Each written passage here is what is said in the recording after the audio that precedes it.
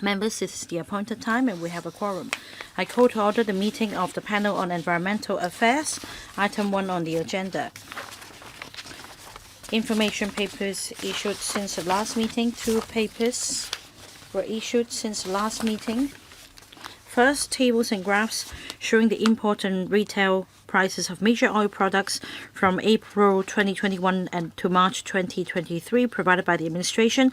Second, information paper on proposed amendments to Schedules 1 and 2 of the Hazardous Chemicals Control Ordinance CAP 595 provided by the administration.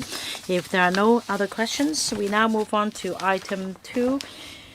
The next regular meeting is scheduled for a Monday, 2:30 p.m., 26th of June, 2023. The administration is proposed to discuss 2 items.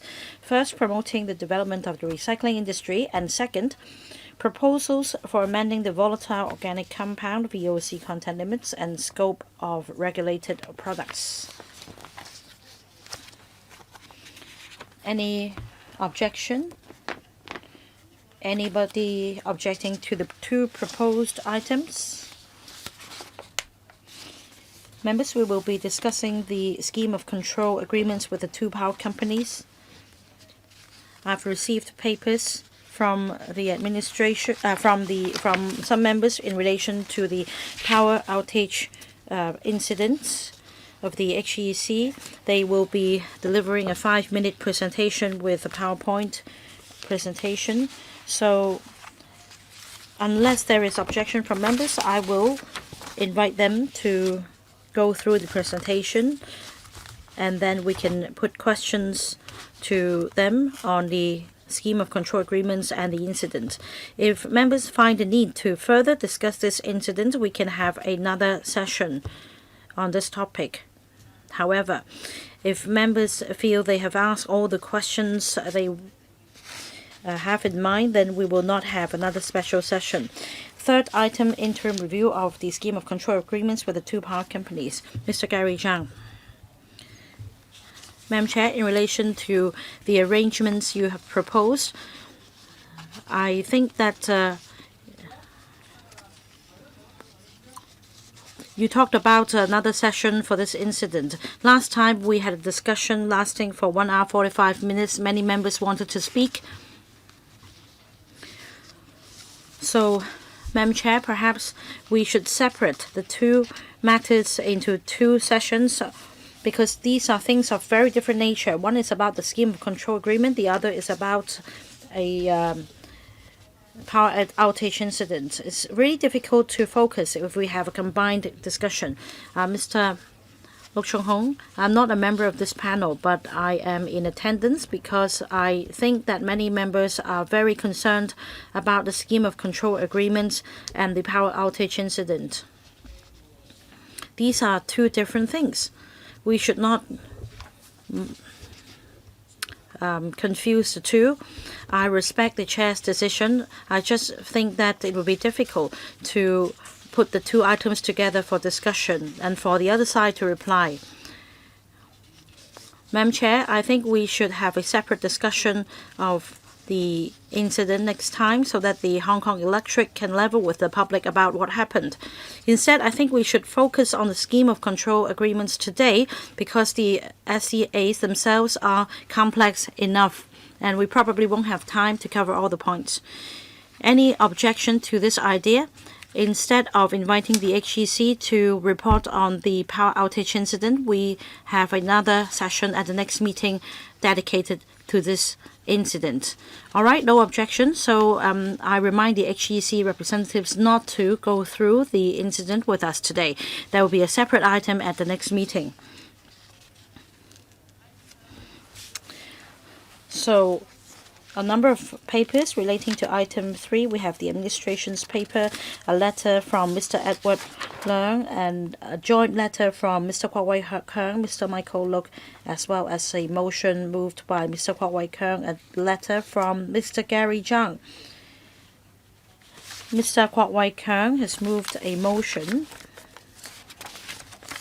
We will have to vote on this motion.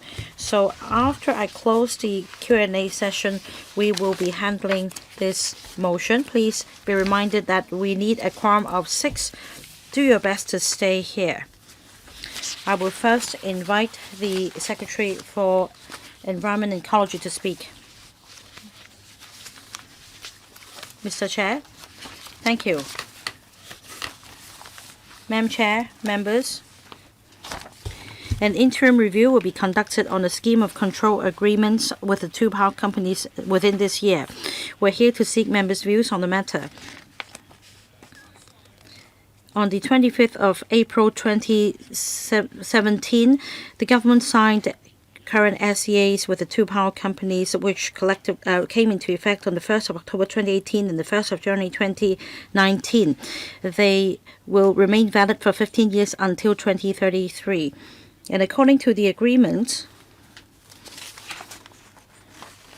amendments can be made to the SEAs subject to agreement by the government as well as the 2 power companies. The government is now making preparations for the interim review.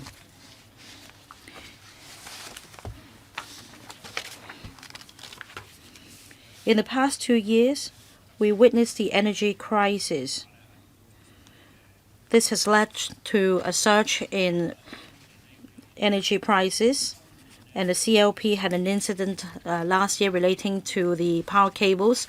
The HEC also has a recent incident relating to power outage. All these are matters which have attracted our attention. They will be incorporated in the interim review. The government keeps an open mind in relation to this interim review. We are not drawing a line. We do keep all options open, and we welcome views from members. With the aid of a PowerPoint, my colleague, Mr. Yam, will be briefing members on the arrangements. Mr. Jose Yam, Principal Assistant Secretary. Thank you, Madam Chair. Allow me to briefly go through the scheme of control agreements with members. As explained by the Secretary, the current SEAs came into effect on the 1st of October 2015 and the 1st of January 2019. They have a term of 15 years and will expire in 2033.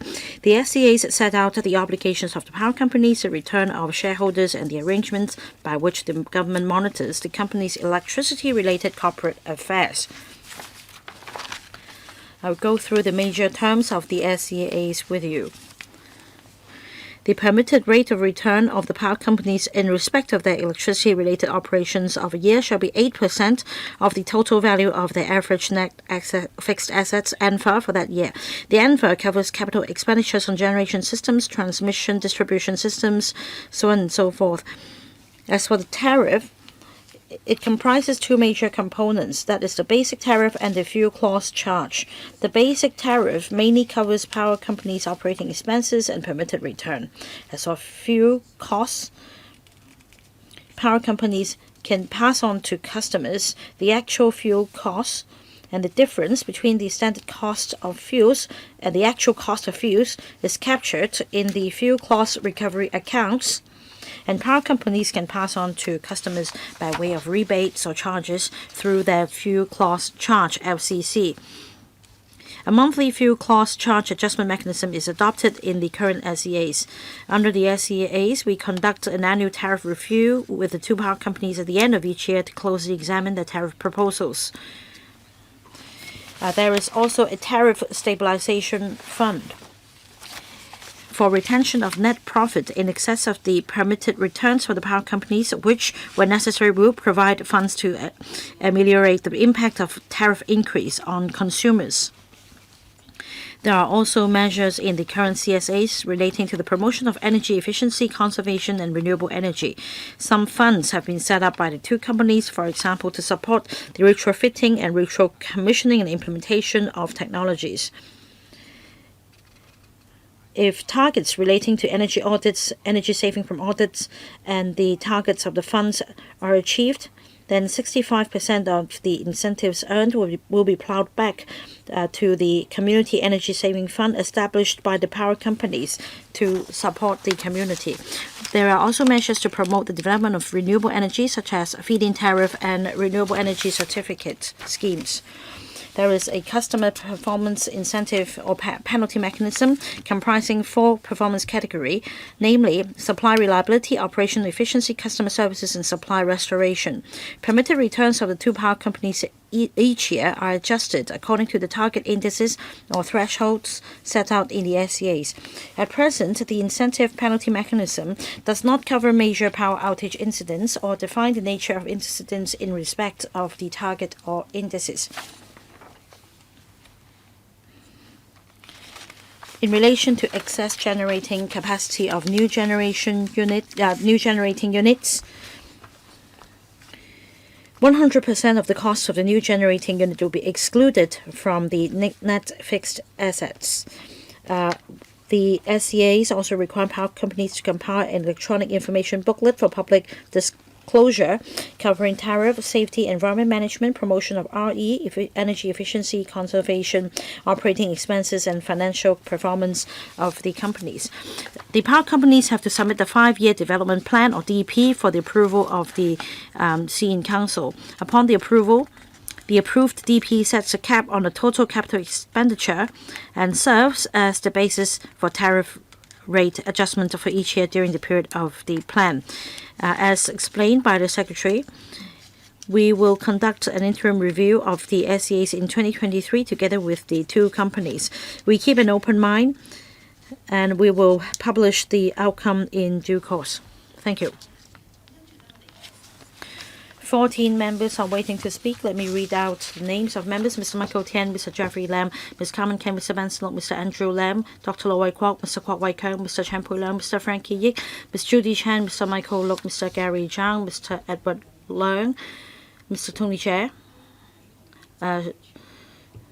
Sorry, it should be Dr. Howie Lee, Mr. Tony Chair, and myself.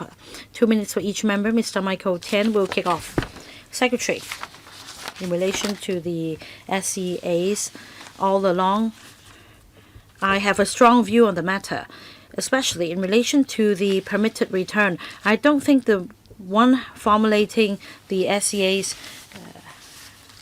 knows how to do business. According to the SCAs, at 8% is allowed as the permitted rate of return. However, there is no cap on the staff size. They can continue to give pay rises, thereby escalating the operating costs. At the end of the day, the cost will be passed on to consumers. Well, the SCAs will run until 2033. So I think, first of all, the government should lower the permitted rate of return. Second, we should level with the public how we can monitor the operating expenditures of the 2 companies, such as the number of new recruits, the expansion of staff establishments, and also indicators, because all these relate to the hike in charges. Now, this incident relates to the misconnection of a spare cable. This is related because this is part of the assets. Now, what's the proportion of assets that is useless after all? Because at the end of the day, it's a double whammy on the general public. Not only do the spare cables not serve a real purpose, they actually increase the risk of a power outage. Is there any measure to do away with users' assets? And then about the incentive penalty mechanism, I think we should draw reference from the MTRCL mechanism. And that if there is nothing wrong, they will not be penalized, but otherwise they should be penalized according to the severity of the incident. Well, I think that as far as enforcement of the mechanism is concerned, it may be very complex. There may be human errors and force majeure. And very often there are a lot of bickerings, especially when insurers are involved. So we should make reference to the MTRCL mechanism. Depending on the duration of suspension, the MTRCL receives a penalty. Why can't you develop a similar mechanism for the power companies? A few questions for you, Secretary. Thank you, Mr. Tan, for your suggestions.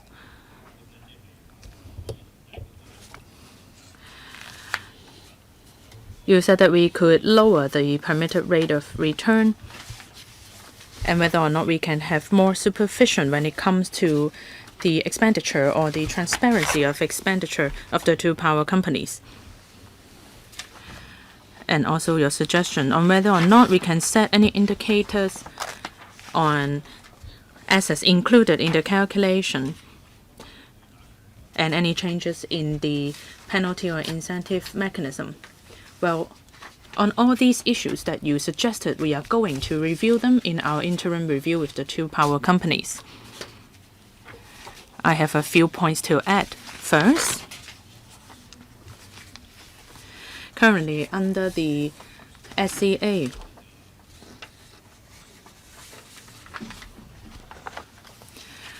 the capital calculated has to be in direct relation with the supply of power.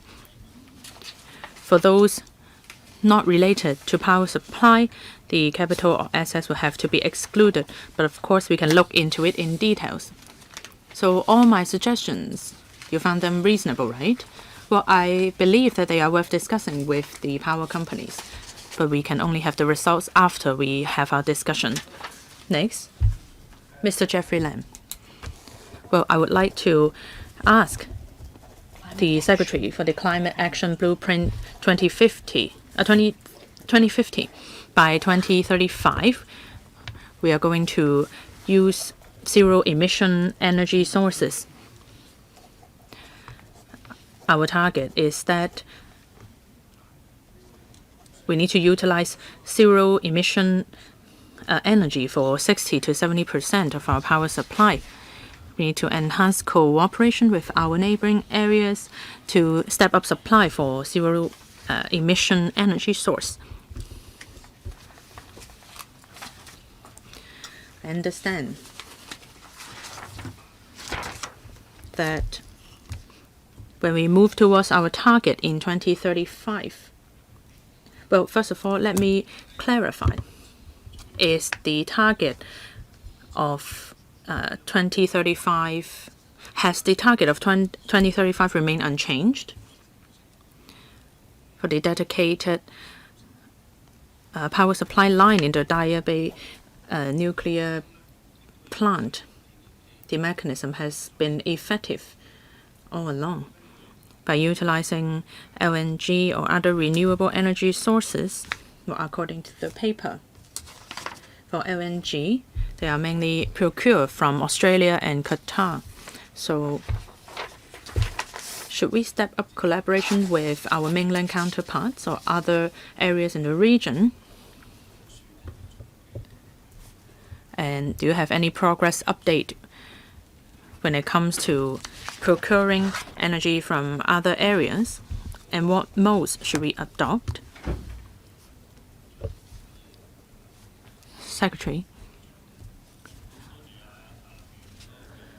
I thank Mr. Lam for his question. The point that you have raised is a very important target for us. By 2035, we hope to eliminate half of the carbon emission that we currently have. So by 2035,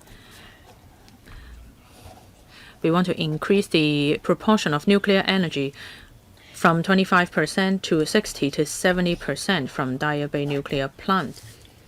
So this is our goal for our zero carbon goal. How are we going to step up regional collaboration? We already have strategies in place and preparatory work is underway. For the cable connecting us with the Daya Bay nuclear plant, we want to enhance the percentage from 35% to 35%. And I think you perhaps are aware of this. In Cheung Kwan O Area 135, we are going to have a substation there. So we'll receive about 35% of overall power supply from the mainland, which are of zero-emission power source. Afterwards, part of the power will be diverted to the HEC network. We'll be able to achieve the target of 60 to 70% under this overall strategy. You are correct in saying that we need to discuss with our mainland counterparts to decide where the energy comes from. And with the Ministry of Energy, we already have preliminary discussion, and we will report the progress to you in due course. Just a short follow-up, Chair. I hope that there can be direct connection with our mainland counterparts to Hong Kong. We don't have to go through Shenzhen. Thank you. Next, Ms. Carmen Khan. Let's talk about the SCA. According to the SCA, within this year, that means by 31st of December, the government, the CLP and HEC has the right to suggest any amendments to the SCA. Of course, the Secretary emphasized that all changes will have to be agreed by all parties. Of course, that is the case. Let me analyze the timing. Well, this is a once-in-5-year opportunity, so I hope that the administration can grasp this opportunity since it only comes once every 5 years. Our next review will have to be held in 2028. I think the power companies should be made aware that times have changed. They need to evolve with times. They shouldn't be stuck in their own mindset. I hope that you can relay the message that you've heard here to the power companies.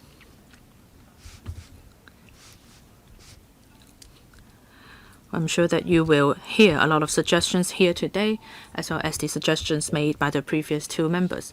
I believe that you need to talk about the proposal of importing mainland energy. In 2015, a report by the Competition Commission has suggested that the SCA should last until 2023, but at the time it didn't listen, and the SCA will last until 2033. Well, currently there is no monopolies when it comes to the energy market, so it is open for competition. So perhaps when it comes to introducing mainland power companies as competitors, you can raise this suggestion for the power companies' consideration. And second, regarding the formula of the permitted rate of return, many members have talked about this on various occasions, be it the calculation of basic tariff or the calculation of assets. Actually, it is a contradiction by itself, because with more investment put in by the power companies, the burden on the public actually increases. If they want to invest more renewable energy and calculate them as part of their ANFA, then the cost may be transferred to consumers. With this contradiction, is it time for us to review the whole formula?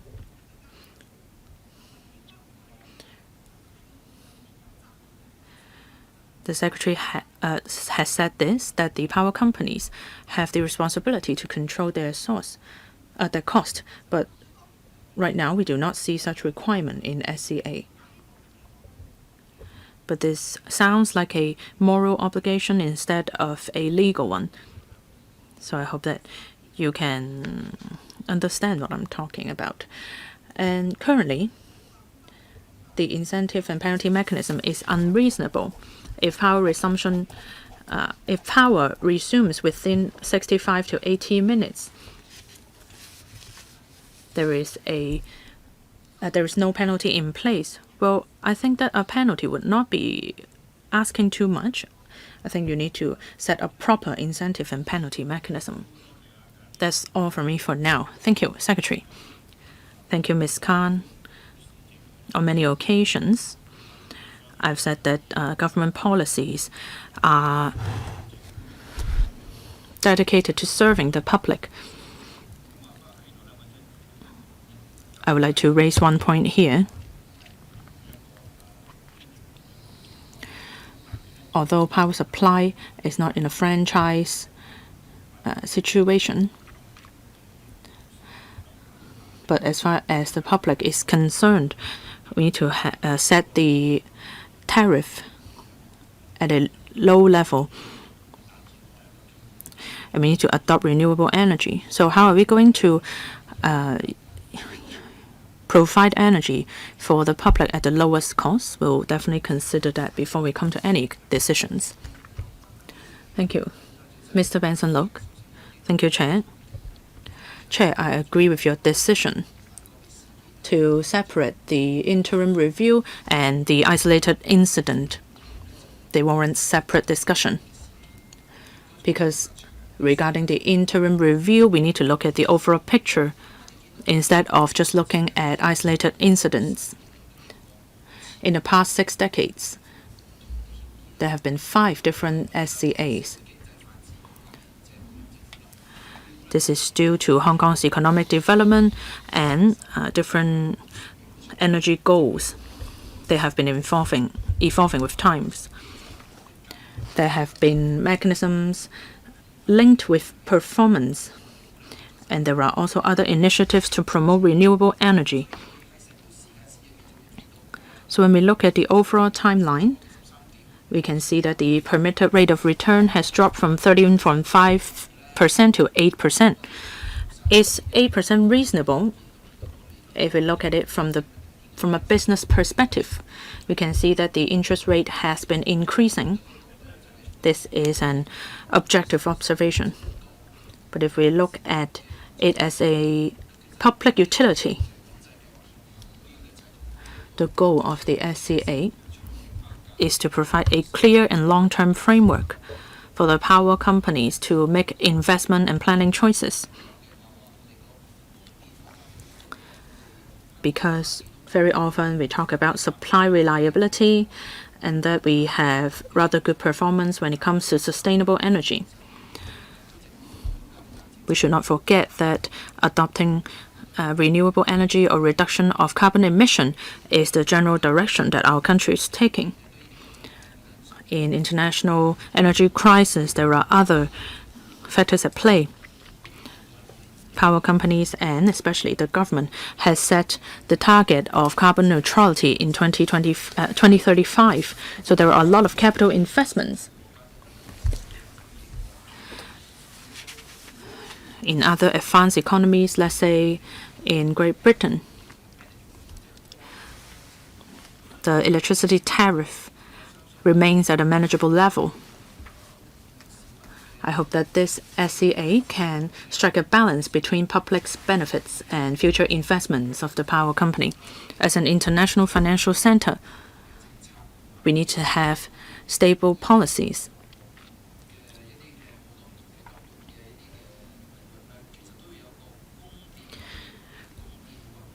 Our financial sector relies heavily on supply reliability. Otherwise, we cannot fulfill our role as a financial center. So I hope that in this review, we are not just doing it for the sake of doing it. We want to enhance the public's level of satisfaction. How can we enhance the operation of the power companies? So here are my questions.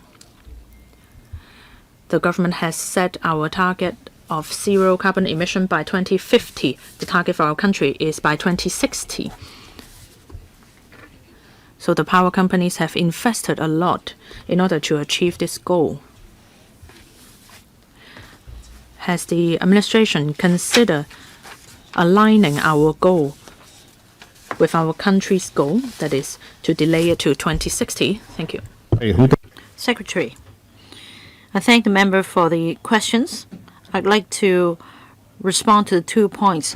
First, our power supply target is that we can provide clean, reliable supply at reasonable cost.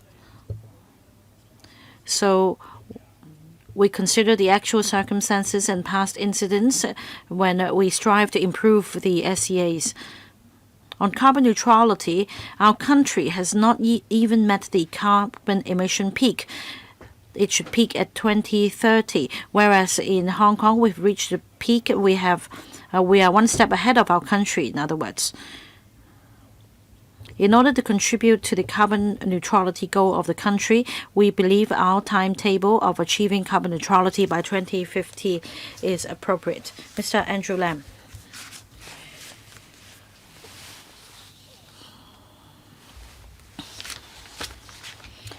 My take is that when we discuss the current SCAs, the two power companies should also submit the next 5-year development plan to the government for consideration.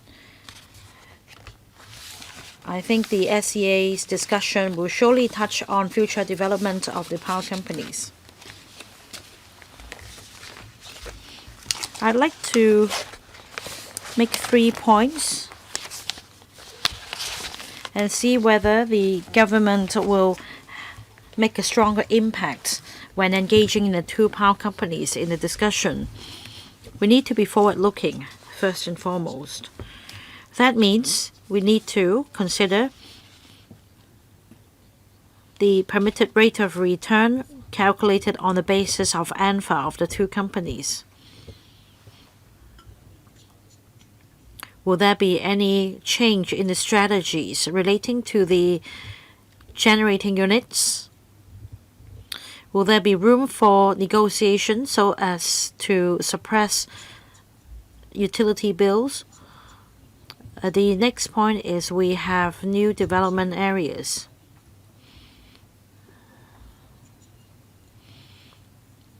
Is there any room to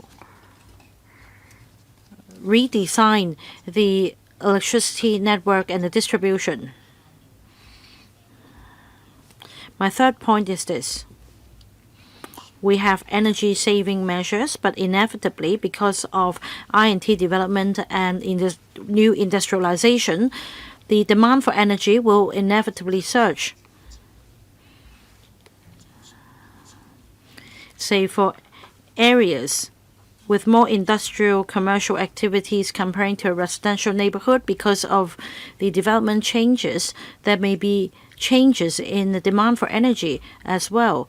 So will there be future adjustments for the consideration by the power companies? Secretary. I thank Mr. Lam for the questions. As I briefly explained just now, our policy objective of power supply is to ensure clean, stable supply of energy at reasonable prices. So against this objective, against this backdrop, as you can see, we make comparisons of different options on the basis of the policy objective. Say we don't just strive to achieve carbon neutrality. We want to make sure, for example, as we adjust the prices, the stable supply would not be affected. As I also explained just now, by 2035 and beyond, indeed we have formulated a strategy to cope with future developments. However, we need to go through other points, for example, the source of supply and the role the two power companies will play in the process, the distribution of assets, for example. These are the nitty-gritties we need to iron out. All these will come under the 3 policy objectives I mentioned. At present, the two power companies have assets without permission. So they may be thinking on the assets and also about new development areas. As I said, according to the policy objectives, there may be different options. Once a power company has set up the network, in order to secure stable supply, it may not necessarily be the case that a new competitor can help lower the price. There are different factors at play. Dr. Loy Kwok. Madam Chair, I can summarize what I'm going to say. That is, we should never forget our original intent as we stride forward. By that I mean the discussion or backlash sparked as a result of the power outage incident of the HEC. I remember when I was young, every family would have candles at home because power outages were very frequent at the time. And according to this mechanism, if power could be restored in time, the power company could actually get a reward. That's what I mean by the original intent. But with advancements in technology and improvement in management by the two power companies, the reliability rate now stands at over 99.99%. There is a huge public outcry when it comes to incentivizing power companies to restore a power outage due to their own fault. There are different expectations from the public now. We need to make changes to this performance-linked incentive penalty mechanism, just like the MTRCL. They get penalized for delays. My other point is related to permitted rate of return, and there is an element of investment. We need stable, reliable power supply at a reasonable cost. Electricity generation is a huge investment. There must be incentive provided to the companies to invest in power generation and the distribution network with the latest technologies. I think the current mechanism runs well. The government can keep a close eye on the two power companies. They are required to discuss with the government on replacing generating units. So the current mechanism is sound, but at the same time we need to address public concerns and find the right balance. Now I go back to another point relating to the original intent about the fuel clause charge. May I explain? The fact that fuel is subject to price fluctuations around the world as it is an important resource. So whenever there are huge fuel cost differences, no company can withstand the fluctuations. The fluctuations can be between $20 to $150 a barrel.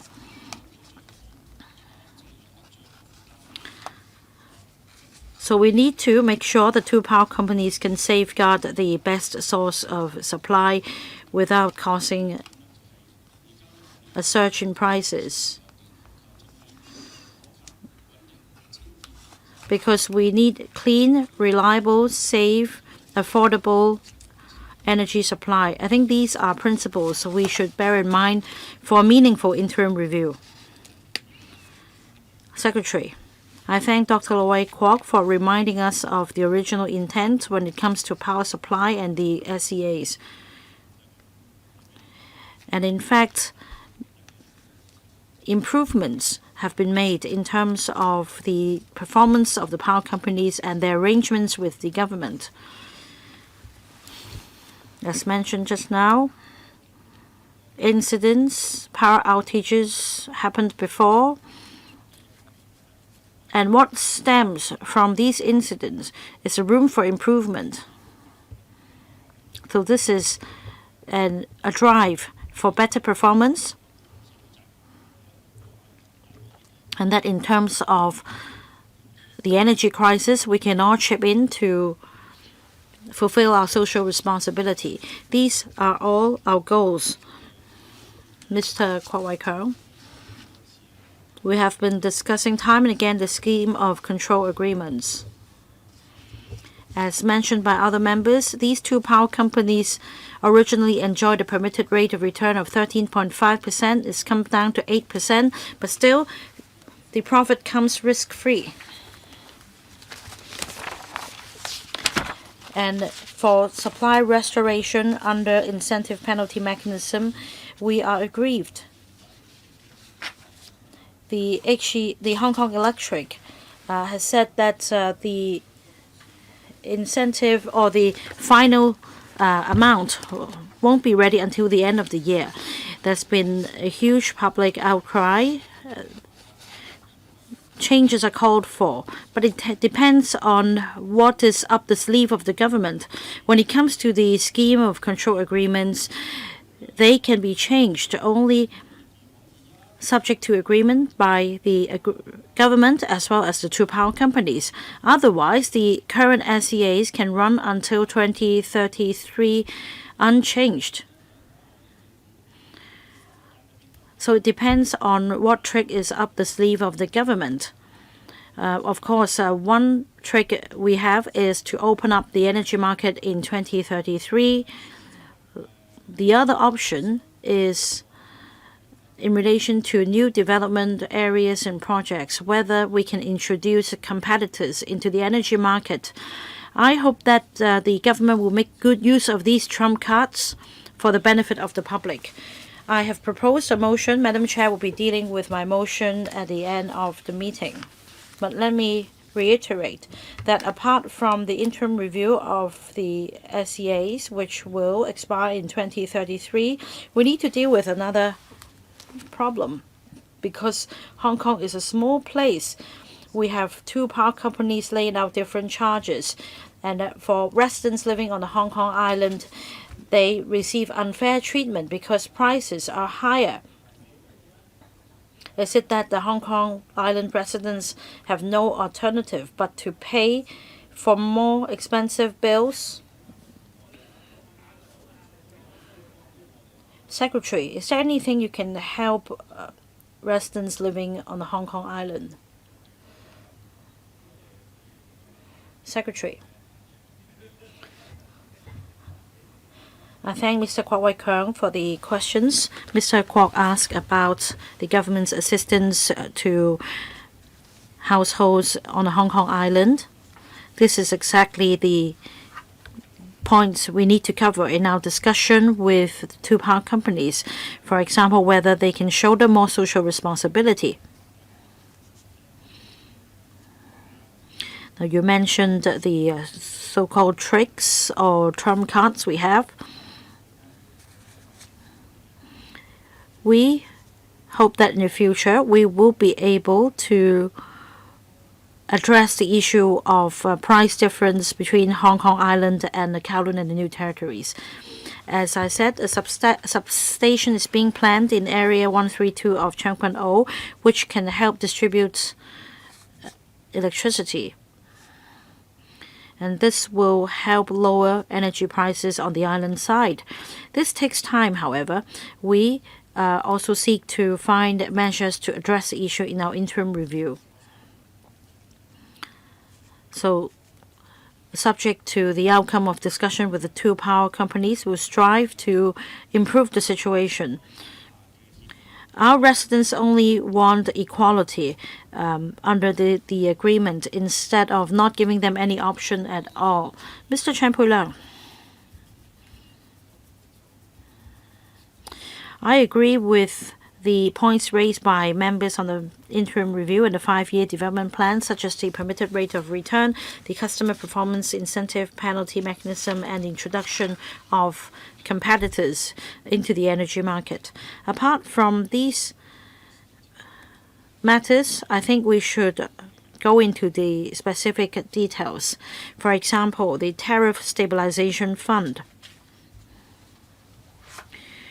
The purpose of this fund is to retain profit so as to help lower tariff increase when necessary. I understand at the moment the fund is forking out several billions of dollars. This comes with a cost. In other words, we're talking about capital expenditure that incurs interest expenditure. And at the end of the day, it comes under the operating expenditure of the companies. So at the end of the day, costs of interest are passed on to customers. So in relation to the interest expenditure, they should be excluded instead of passing on the cost to consumers. My second point is this. Comparing to other places, Singapore, London, New York, we pay only $1 per kilowatt hour. For other places, it's $2 to $4. So is it that our utility bills are cheaper than those in other places? I think we need to conduct a study to find out the proportion of utility bills on household expenditure to see whether indeed we fare better than other places. I don't think we can make the right comparison if we compare the absolute numbers. So we should consider the percentage of utility bills in a household income. Of course, I'll be happy to learn that indeed we are paying a lower price for electricity. Thank you, Mr. Chen. I'll invite my colleague to take the question on tariff stabilization fund. You asked a question regarding the proportion of utility fees when it comes to household income. Actually, the percentage is rather low. Energy costs account for about 2% of average household income. If we look at examples of major cities in Europe or the America, then the percentage is at 6 to 10%, some even as high as 20% in the US. So when it comes to financial burden, I believe that the SCA does serve its purpose. But of course, there can always be room for improvement. We'll see how we can do better in the interim review. As for the tariff stabilization fund, I'll invite Mrs. Millie Ng to take the question. Mr. Chen mentioned substantial expenditure when it comes to fuel costs. But actually, that does not fall under tariff stabilization fund. It is from the fuel cost recovery accounts. To put it simply, the power companies pay for the fuel costs in advance, and the cost will not be recovered from the public. But actually, it is calculated as part of the tariff. So in the end, the interest expenditure will be borne by customers.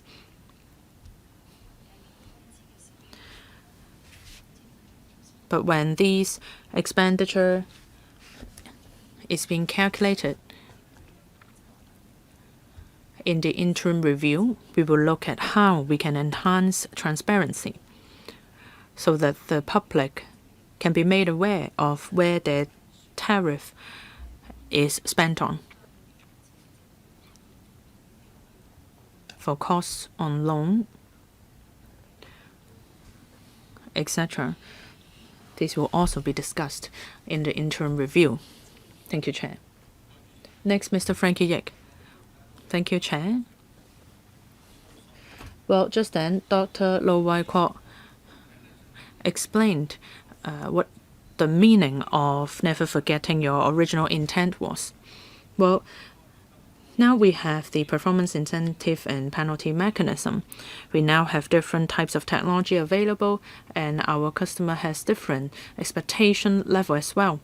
I believe that in this interim review, you need to consider these. I believe that the penalty mechanism is of limited use if the reliability is at 99.99%.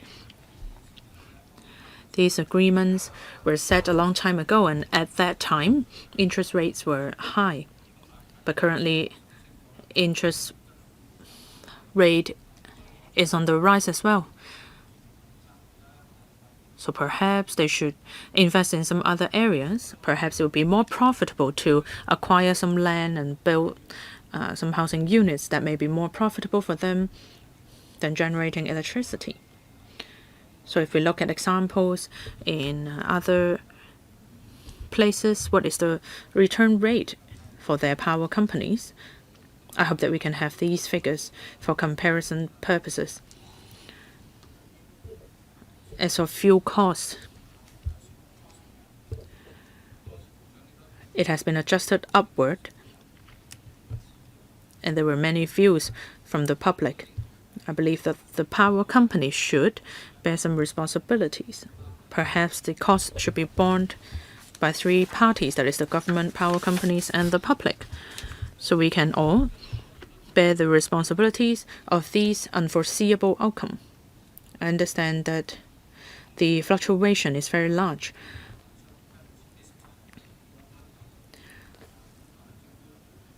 So now the power companies are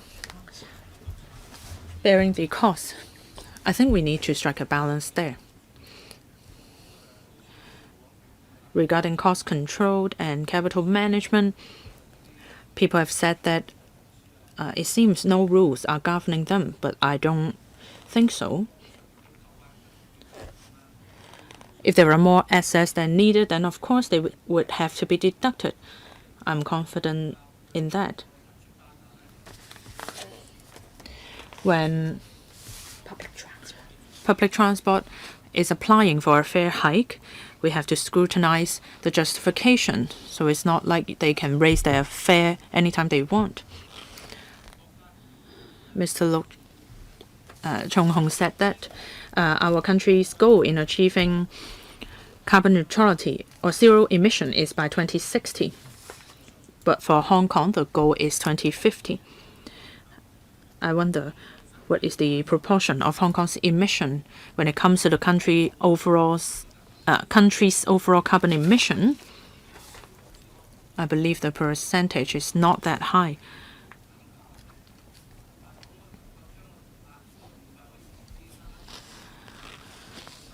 If we can decrease the tariff level, then will there be fewer points of discussion? Secretary, I've talked about this before. In 2014, Hong Kong has reached its peak of carbon emission that is 16 years ahead of the peak of our country. So we still have room to achieve our target. If we if we delay our target, then that will limit the contribution that Hong Kong makes to our country when it comes to carbon emission. I believe that we need to set a more ambitious goal so that it can ease the burden of our country when it comes to reaching the zero emission target.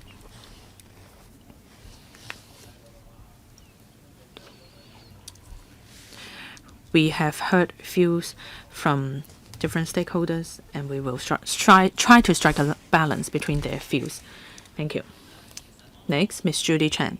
Thank you, Chair. Members have talked about this point as well. The tariff level for Hong Kong Island is substantially different than other regions in Hong Kong. I understand why this is the case. But we need to look ahead to the future. By 2035, we want to cut our carbon emission by 50%, and by 2050, we want to reach zero emission.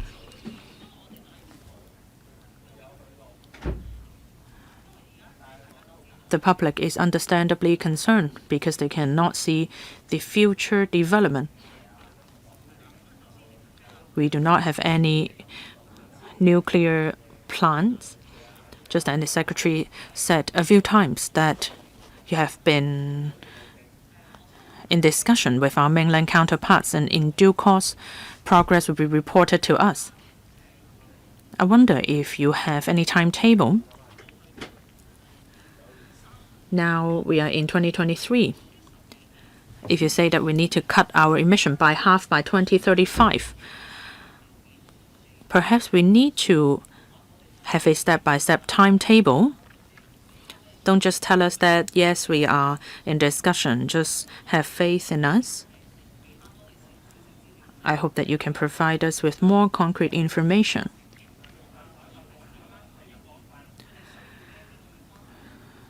In GBA alone, the need or demand for clean energy is on the rise. So we are actually competing for clean energy. If there is no strategy from the power companies, how are they going to complete or reach the target step by step in the coming 10 years or so to cut the emission by half? I hope that you can provide us with some transparency to put Hong Kong Island residents' minds at ease. And as I said, we aim at reducing half of the carbon emission in the coming 10 years or so. In the paper, it is said that you require power companies to submit 5-year development plan. Should our target be set in 2035? Is it possible to have a 5-year or even a 3-year review? We can set KPIs so that targets will be reached more easily. Many colleagues mentioned the issues related to incentive or penalty mechanism. Other than monetary incentive, is it possible to have other KPIs? Can we set some targets? Let's say how many charging stations will have to be installed in how many districts.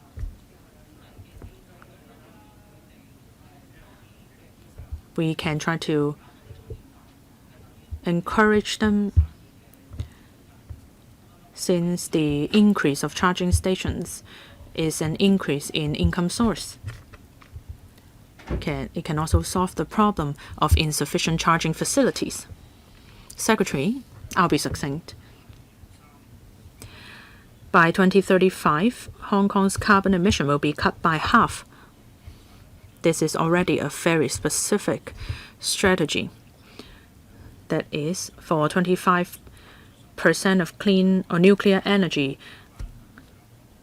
imported from the mainland, the percentage will be raised to 60%. And secondly, in Tseung Kwan O, there will be a new substation. For the energy received, they can be transferred to CLP or HEC. So you can see that we already have a concrete action plan in place. Of course, we still need to discuss specific details with our mainland counterparts, such as the collaboration modes between the power companies. When details are finalized, they will be reported to LegCo.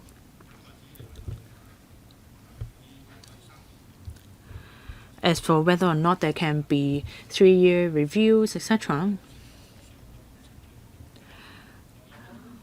we have lots of major works involved. We will continuously review the progress of these works and how we can expedite the progress of these works. This can help us control the tariff level. Thank you. Mr. Michael Look. Thank you, Madam Chair. First, a question on the permitted rate of return. Permitted rate of return now stands at 8% of the total value of ANFA.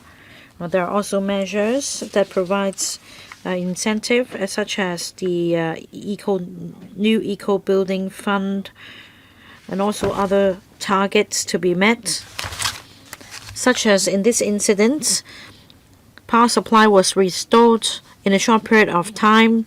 Under this mechanism, the HEC could receive an incentive.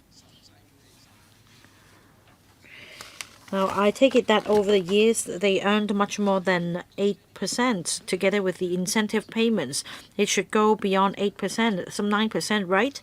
I'd like to have the information about the incentive payments and the percentage as per ANFA. About fuel procurement, in the past, LNG was supplied through pipelines, but the offshore LNG terminal will be ready soon. This will allow the companies to procure LNG around the world. How do we ensure that they will procure the lowest price possible? I'm worried because there is a lack of transparency at the moment. The public are required to shoulder all the costs as a result of the fuel clause charge. Is there an incentive, after all, for them to look for the lowest bidder in their procurement? Because I've heard from one of the power companies that they will not procure LNG from Russia. This is not said in an official occasion. The company explained that this has to do with sanction against Russia, but it has nothing to do with what happens here, because our country has just signed an agreement with Russia. As you know, Russia offers LNG at a cheaper price. So I'm not targeting Russia. I'm just asking whether you'll be able to procure the lowest price possible. Is it possible to provide information to be kept in the restricted section of the electricals library so that electrical members can be the gatekeeper? First, next question, cost of borrowing. If the interest of the borrowed capital exceeds 7%, then consumers will need to bear the cost. Do you have information about the financing channel? There are also concerns on the conflicts of interest. In the medium to long term, the government should introduce competition in the market. For example, in Kaohsiung artificial islands, well, if the two power companies continue to take the same attitude and refuse to budge, after signing the SEAs, there will not be any bargaining power for the government to further negotiate with them in the interim review. About the proportion of incentives, I will defer to my colleagues. We do have information at hand. Mr. Luk also referred to the procurement of LNG. How do we ensure we choose the lowest bid, and also about the cost of borrowing. How do you ensure you take out the most affordable loan? Well, these are matters we will be discussing in detail with the two power companies in the interim review so as to enhance transparency. The other point is on introducing competitors or through other means equipping ourselves with more bargaining power. Again, these are matters on the table for discussion with the two power companies. I'll see if my colleagues can give us information about the question you asked. Yes, Madam Chair.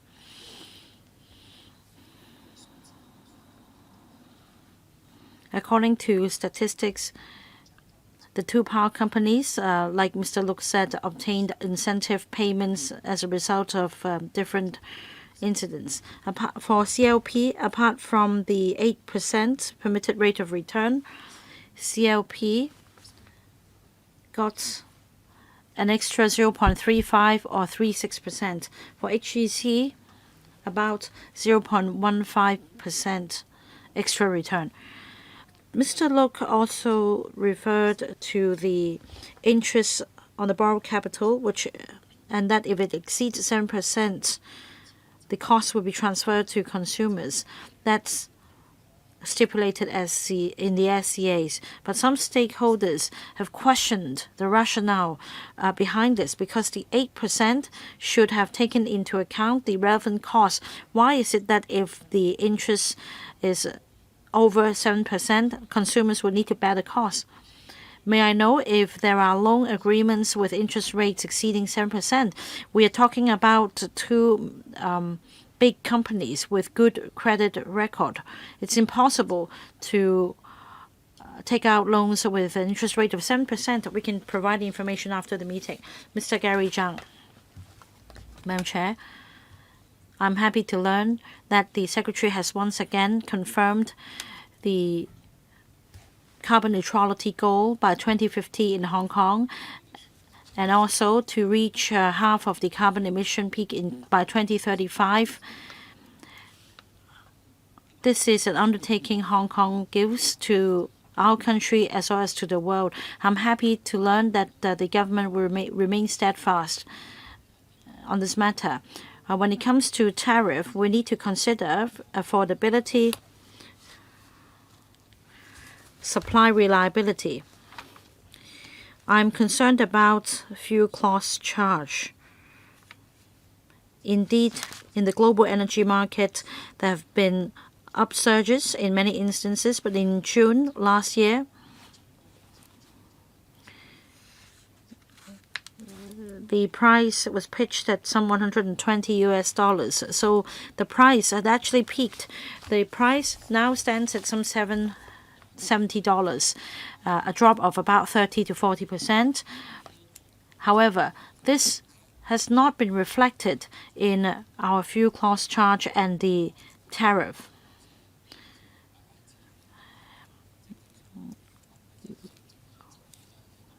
We all know why. But then, my question is on how this is calculated. I think that this is unreasonable. The public will also perceive this rather negatively. We need to set up a mechanism to ensure that when it comes to tariff increase, it should go up as slowly as possible. And when the tariff comes down, it should happen as quickly as possible so as to reassure the public. Supply reliability, safety, all these have to do with the management of the company's assets. The government is supposed to have oversight. Is there a mechanism to monitor the performance? How many inspections are carried out every year? Are audits being carried out? I don't find information on the internet. The paper is also silent on these matters. Last question. Earlier, there was a major power outage incident relating to CLP, and we learned about the cable situated in the mainland relating to the HEC as well. There was something wrong in the reporting mechanism, despite the Hong Kong government being notified. Repair couldn't be carried out in time. Has the mechanism been improved when it comes to stable and safe supply of power in Hong Kong? Can we repair the cable in time? Is there a mechanism for the government to intervene in collaboration with other authorities or other governments in the event of a power cable not being repaired in time? The Director of Electrical and Mechanical Services can take the first question on the mechanism. About the fuel clause charge and the tariff, you ask whether the tariff hikes will happen very quickly, vice versa. According to the explanation given by the power companies, because of time lag between the order they place for procurement of fuel, the transportation, that accounts for the time lag. But I think in the future, if we have more transparency, you will have a better idea of the reasons. I will now defer to the Director of Electrical and Mechanical Services to take the first question. Thank you, Madam Chair, and thank you, Member, for the first question. The EMSD conducts inspection on the two power companies' generating units, transmission and distribution networks. We conduct inspection, and that includes commissioning, testing, etc. We conducted 180 inspections in the past year. After the CLP power incident, we step up inspection of the companies. That's a threefold increase. We increased the number of inspections last year. And after last year's incident, the member also asked whether we improved the mechanism. We conducted a review on the reporting mechanism. Both power companies participated in the review. There were issues surrounding sections of the transmission and distribution network situated in the mainland, and according to our review,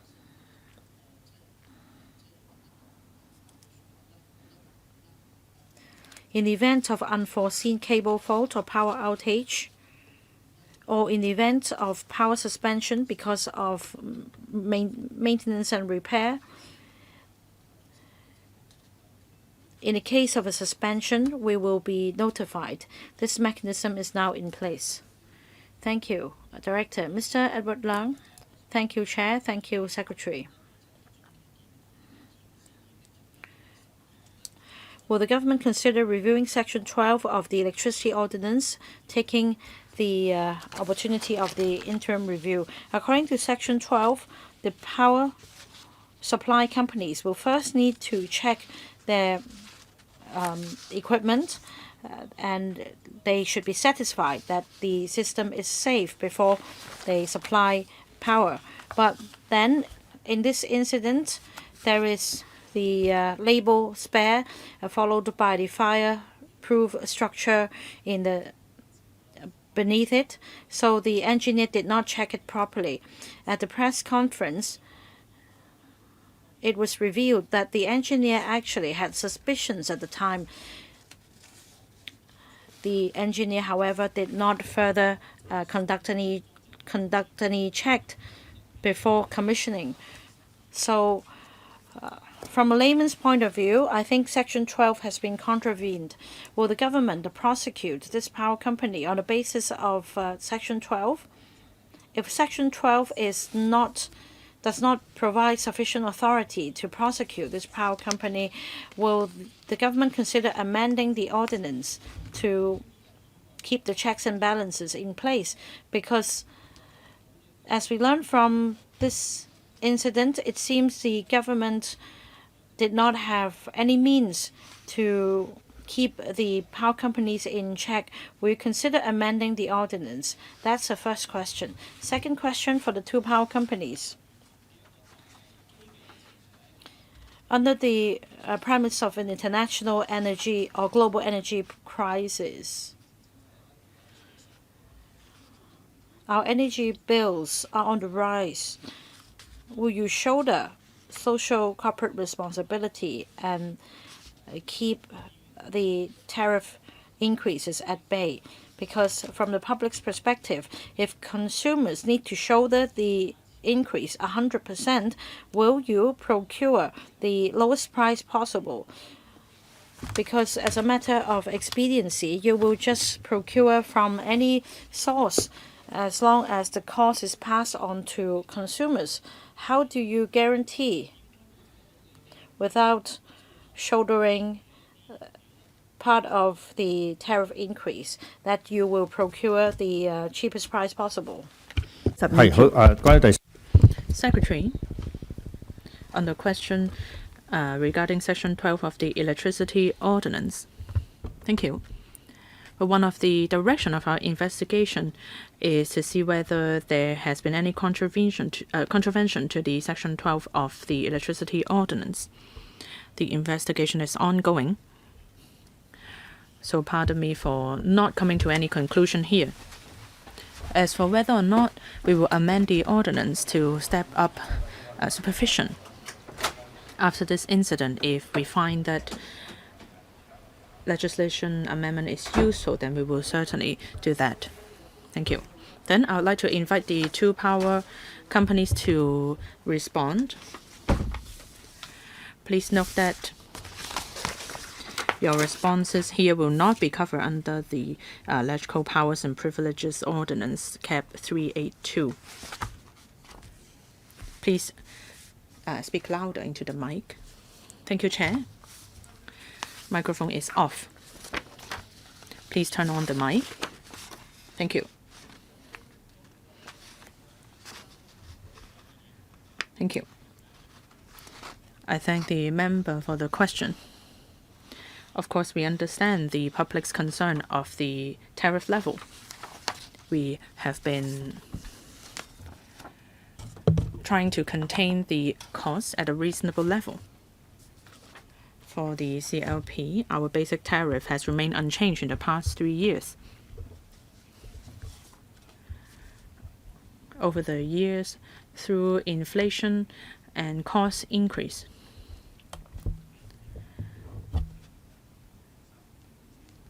we maintained the level of the basic tariff for the past 3 years through internal cost management.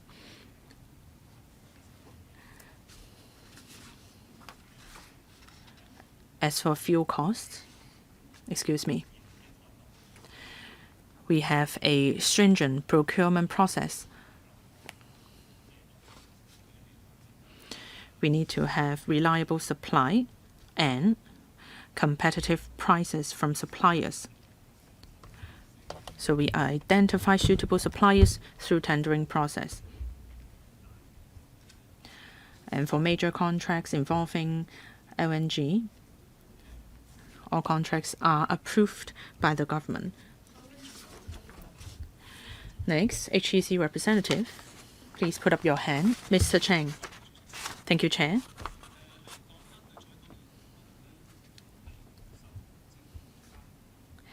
The procurement of fuel is under the government's supervision.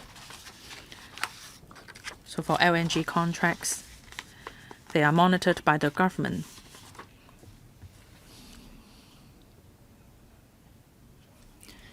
In the early days, from 2004 to 2006, we secure a long-term LNG contract at a reasonably low cost, and we are still benefiting from that contract. We have stringent internal supervision mechanism, and they are submitted to the government on a regular basis. As for the procurement of coal,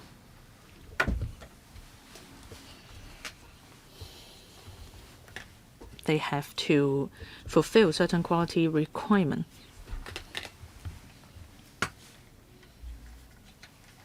So our efforts in containing the fuel cost has been great. And we have been collaborating with CLP in collaboration of the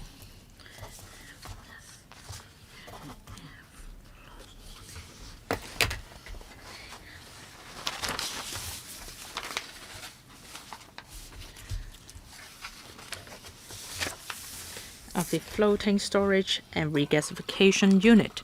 We believe that this facility is useful and beneficial to the public. We acquire the fuel at a competitive price. So we need to overcome difficulties on technical issues, but we believe that this unit will be beneficial to the general public. Thank you. Next, Dr. Hui Li. Well, I have to declare that I work as the Chief Strategic Officer with the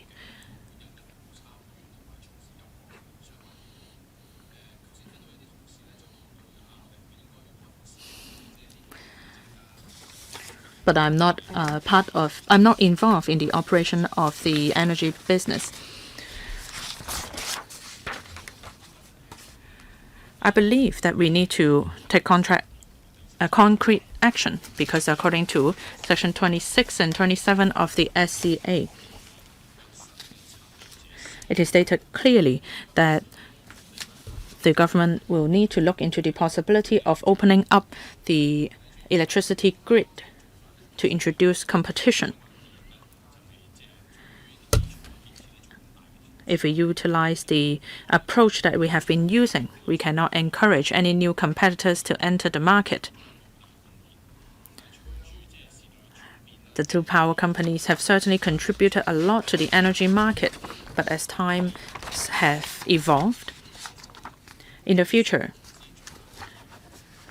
how are we going to bring the maximum amount of benefits to the public? The cost will have to stay at a reasonably low level, and power supply will need to be reliable and safe. Just as Mr. Chen Pui-lan mentioned some comparisons. And how does this mode ensure stability in electricity tariff? Let's take Shenzhen as an example. After opening up of the market, the tariff is at 60 cents kilowatt per hour. In Hong Kong, the cost is at $1.6. That's the difference of between opening up the market or not. We cannot allow the public to shoulder all the costs or changes in the fuel cost.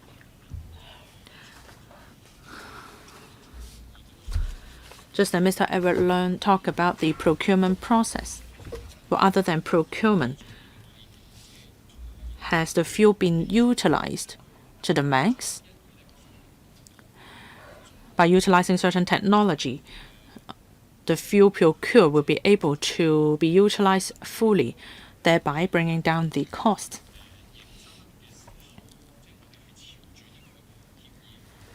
Are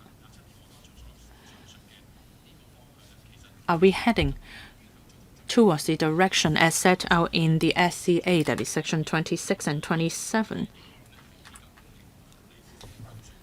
This can provide a fairer and more reasonable environment for the power companies to work in, because they need to prepare in advance as well. As Ms. Carmen Khan said, in the report published in 2015 by the Competition Commission, we need to look into the possibility of introducing competition, since we are adopting more forms of green energy. Though we understand that the energy itself is cheaper, but investments of facilities require more resources. So if we adopt the current mode, there may be an increase in the tariff level. So while we recognized the outcomes that we already have, we need to take the direction as stated in the paper. And there are some minor points as well, such as the incentive penalty mechanism and the controlled and the percentage of ANFA. I think that's all from me for now. Secretary.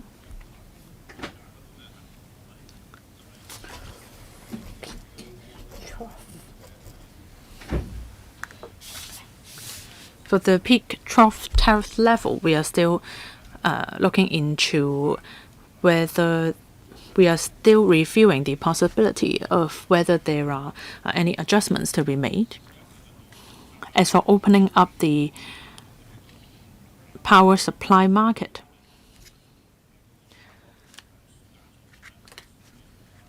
since what you are proposing is a major change in the mechanism, we don't think that that can be achieved by 2033, but we agree that we need to be prepared for that.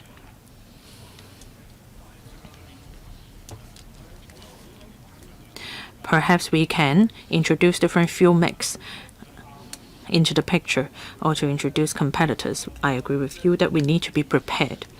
Thank you. Next, Mr. Tony Tse. Thank you, Chair.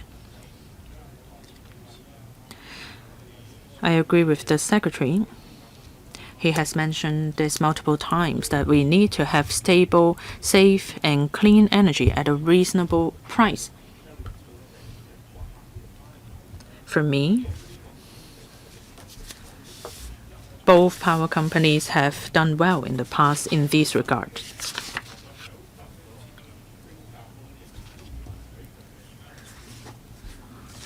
As compared with many years ago, as a member suggested, the situation has improved significantly when it comes to power or supply reliability.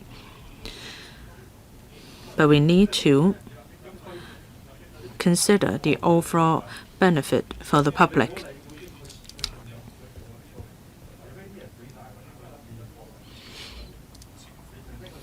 Since there were fluctuations in fuel costs, even though none of us want to see that. But does that mean that all costs should be transferred to customers? Should the power companies shoulder more corporate social responsibility, especially when it comes to rare occasions like these? As for stabilizing tariff levels, many members have talked about the importance of stabilizing fuel costs.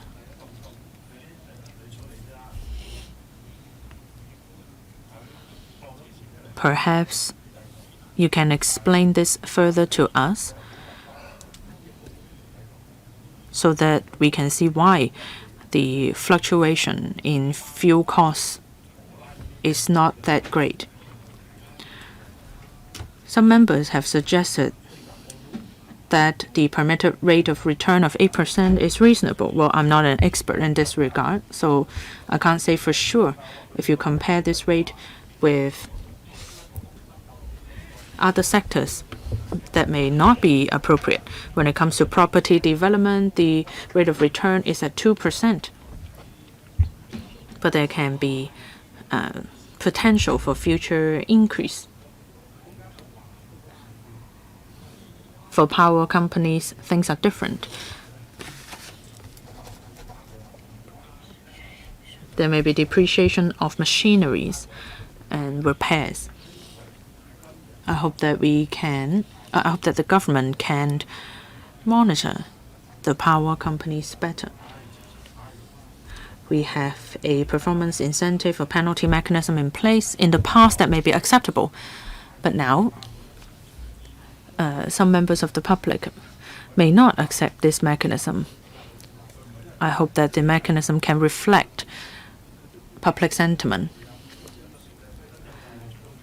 I would also like to talk about the HEC incident because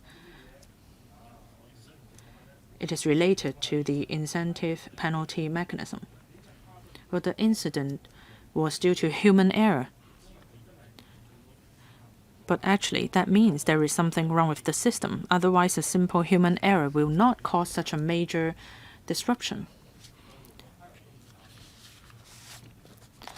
I believe that the supervision of power safety falls under the purview of the EMSD. There are some recommendations made in the report. I wonder if the EMSD has any views on these recommendations. Are there any room for improvement? Secretary, about the HEC incident and the investigation report, the EMSD has engaged a third-party expert in conducting an audit on the matter.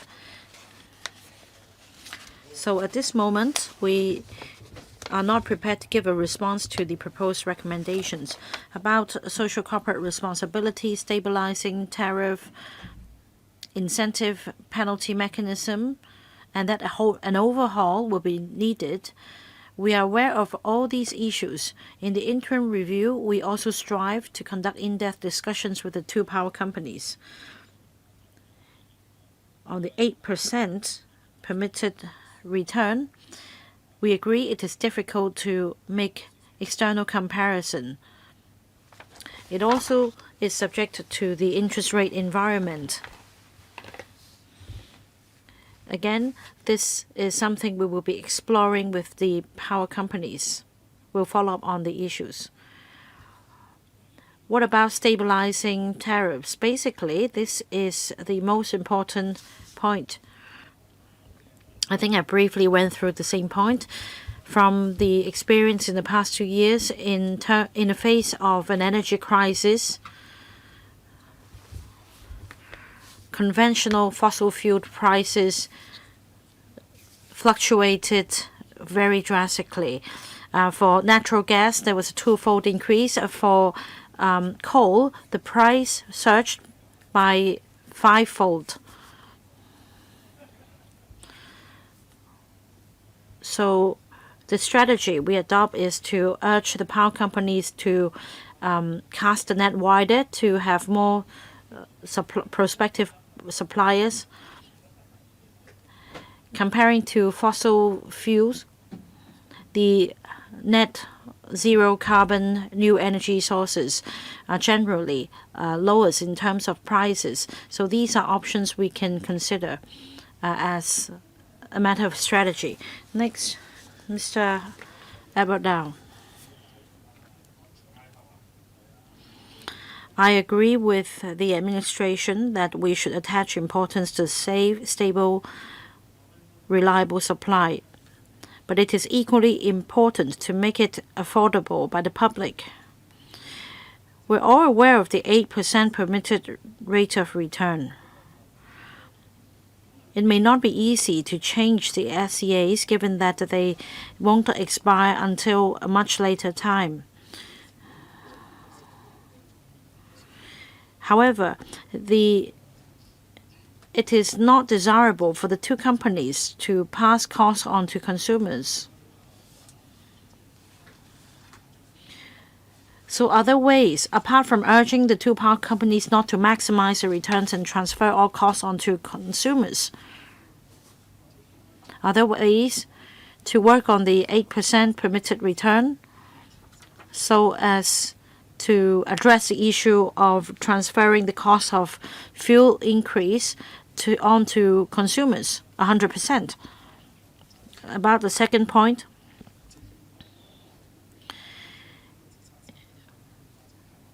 in terms of the 5-year development plan, if there is no gatekeeping, if nobody checks the capital expenditure of the two power companies, then the companies can just continue to invest in capital and increase expenditure so as to reap in the same level of profit.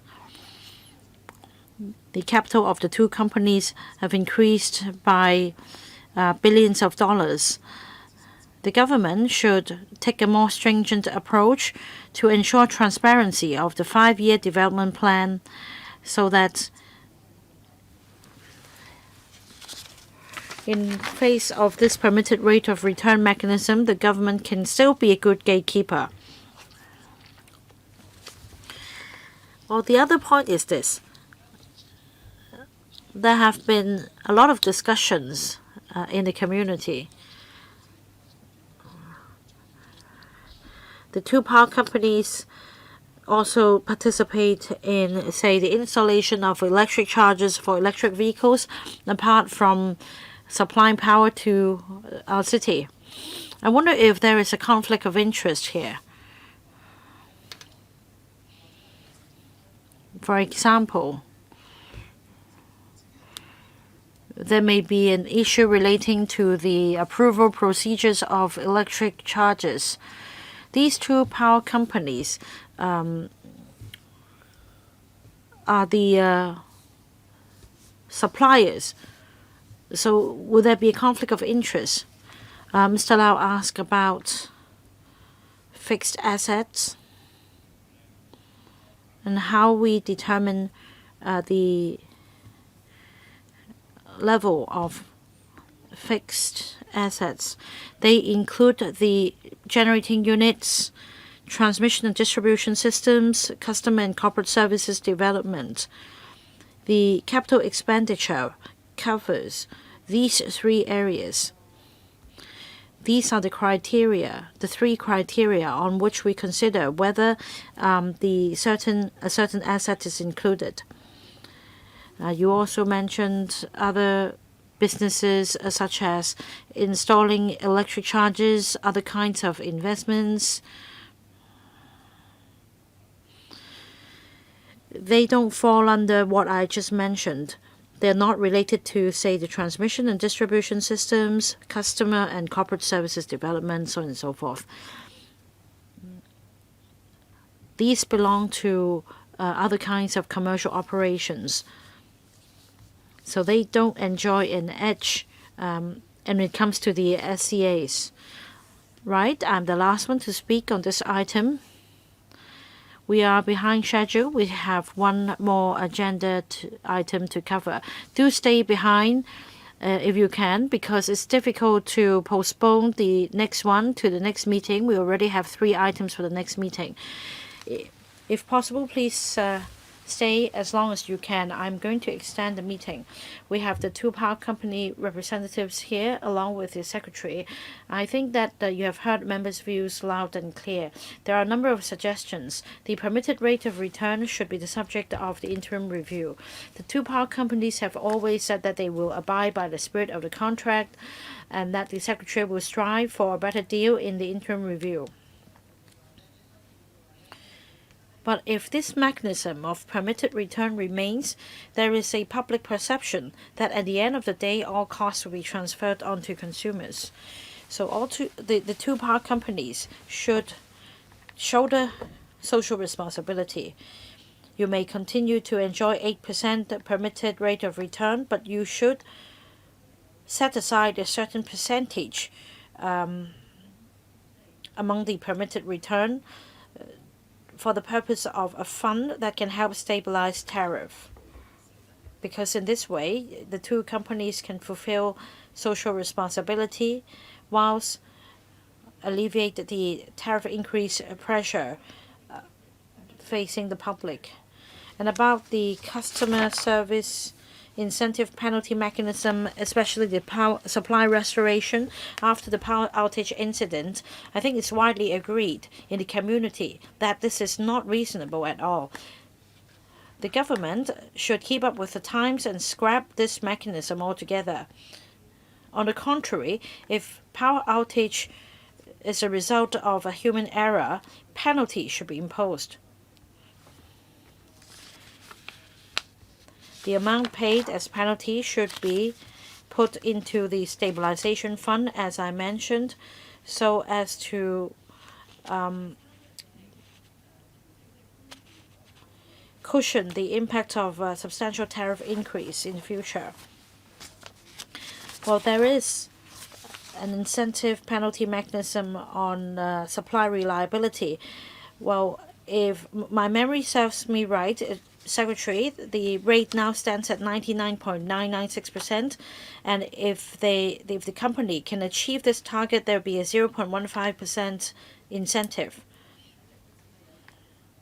Well, if you adopt this yardstick, that means that you'll always pay incentive rather than demanding penalty from the power companies. You need to adjust the supply reliability target rates. Because if you take the yearly average, even with this power outage incident of the HEC, this company will still be able to meet the target. In the end of the day, there will only be incentives but not penalty. This is unfair. About the audit exercise in the 5-year development plan, you should enhance the transparency.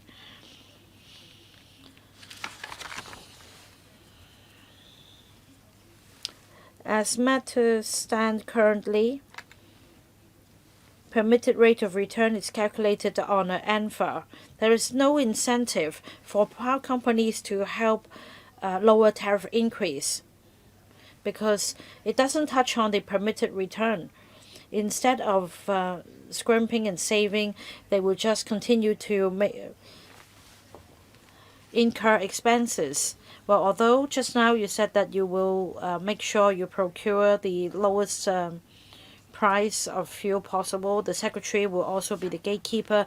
The public are still not reassured.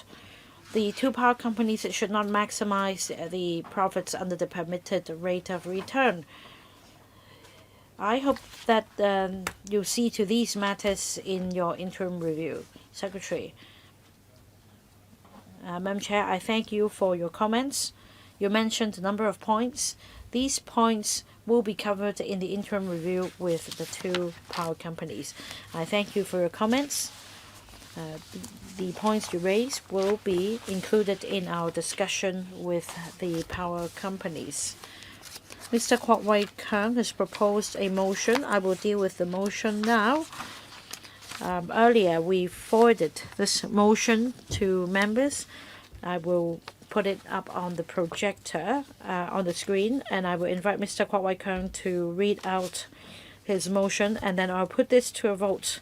We have a quorum. Mr. Kwok Wai Keung.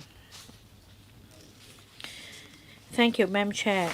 In relation to 2023 interim review of the scheme of control agreements with the two power companies, I move the following motion. Wording of the motion: this panel urges the administration to enhance the scheme of control agreements so as to keep up with the social needs. The items subject to interim review should include more data to be made available under the accounts and enhance the transparency. The following measures should be formulated: lowering the permitted rate of return. In a short term, electricity subsidies should be provided to consumers, and staff should get rebates. Offshore LNG terminal. Procurement strategies should be transparent, such as criteria on prospective sellers' price of fuel, and also problems arising from phasing out of coal-fired plants, whether this will cause unemployment, and also calculation of ANFA of these plants. The suspension and supply restoration penalty incentive mechanism. This should be overhauled. And also electric vehicle charging solutions. Off-peak nighttime concessions should be offered. There should be a tariff to reduce the use of electricity in the daytime. This will be put to a vote. Will those in favor please raise your hands? Those against, please raise your hands. Those abstaining, please raise your hands. The majority of members who have voted are in favor of this motion, so this motion is carried. We now move on to the next item. I thank the power companies and the administration for attending for this item. Next item, proposed amendments to Wild Animals Protection Ordinance. Let's invite the administration to come in. We have two papers, one from the administration and another a background brief prepared by the Electrical Secretariat.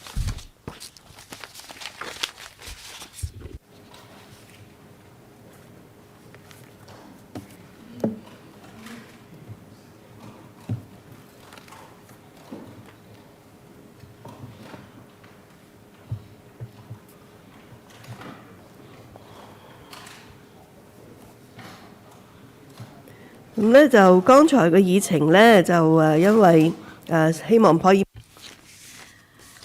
I tried to allow all members to speak in the previous agenda item.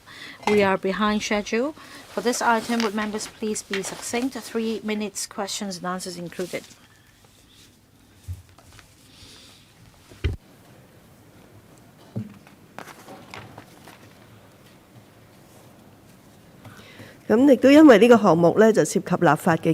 This is a legislative proposal. Members, when you speak, please also indicate whether you support the proposal so that I don't need to consult members again at the end of our discussion. Under Secretary, would you like to kick off?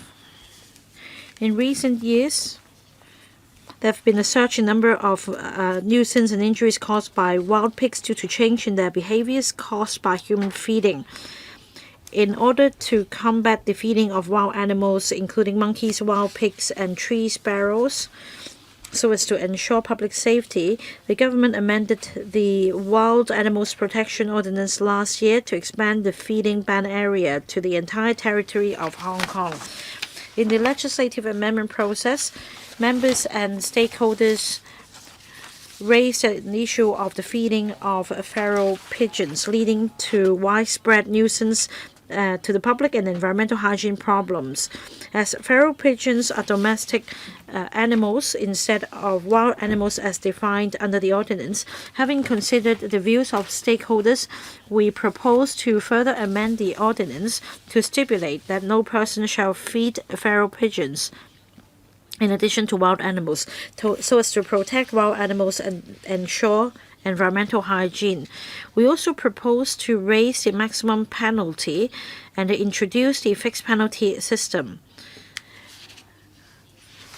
In relation to those keeping wild animals in captivity lawfully, they are exempted from the feeding ban. The Director of Agriculture, Fisheries and Conservation may also authorize any public officer in writing to exercise the powers conferred by the ordinance. The various departments will also deploy staff internally to take a risk-based law enforcement strategy.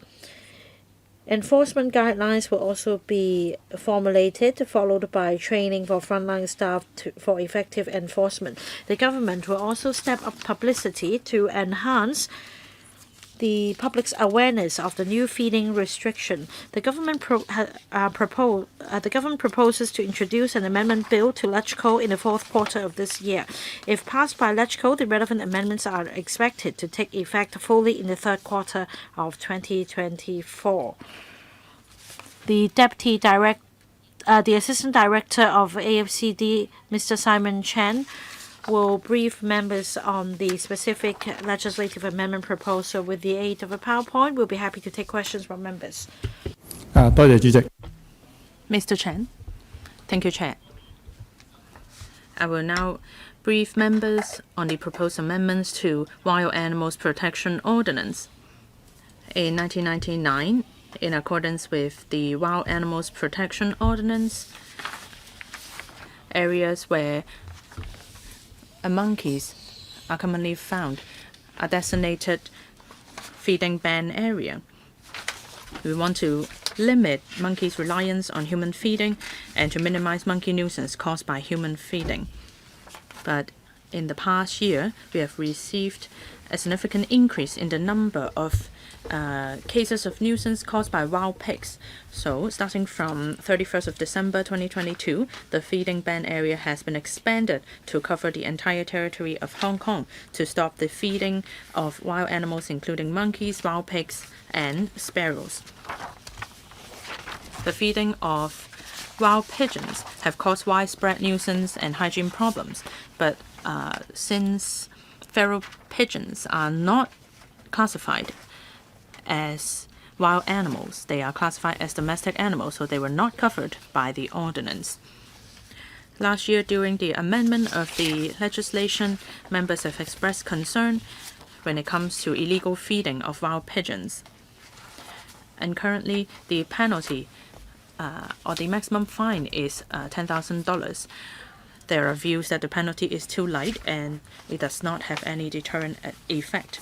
Firstly, I will talk about the examples of specified wild animals under the ordinance. So for wild animals, its definition is all other animals that are not domesticated, including those so classed which have gone astray or have been abandoned, and exclude fish and invertebrate. There are many examples such as mammals, like monkeys, wild pigs, leopard, cats, civets, but they do not include domesticated animals such as cats, dogs, horses, cattle, or pigs, because they are domestic animals. All wild birds are covered, such as sparrow, spotted doves, and sparrows. They do not cover poultry such as doves, chickens, and ducks. As for other amphibious reptiles and insects, they are classified as wild animals. To step up protection of wild animals and protect public health, we recommend that there should be no feeding of wild animals as well as wild pigeons. So we suggest adding a schedule to the ordinance stipulating that in all no feeding area, animals listed in the schedule should not be fed, including feral pigeons. Feeding of wild animals not only affect public health, it also damage the natural environment. So we propose increasing the penalty by increasing the maximum penalty from a fine of $10,000 to a fine of $100,000 and 1 year's imprisonment, which will be on par with other ordinances with the highest penalty level under the ordinance. And enforcement officers can also issue fixed penalty tickets. This can increase the deterrent effect to deter illegal feeding activities. And we have also drawn reference from CAT 570, that is Fixed Penalty Public Cleanliness and Obstruction Ordinance, to introduce a fixed penalty system.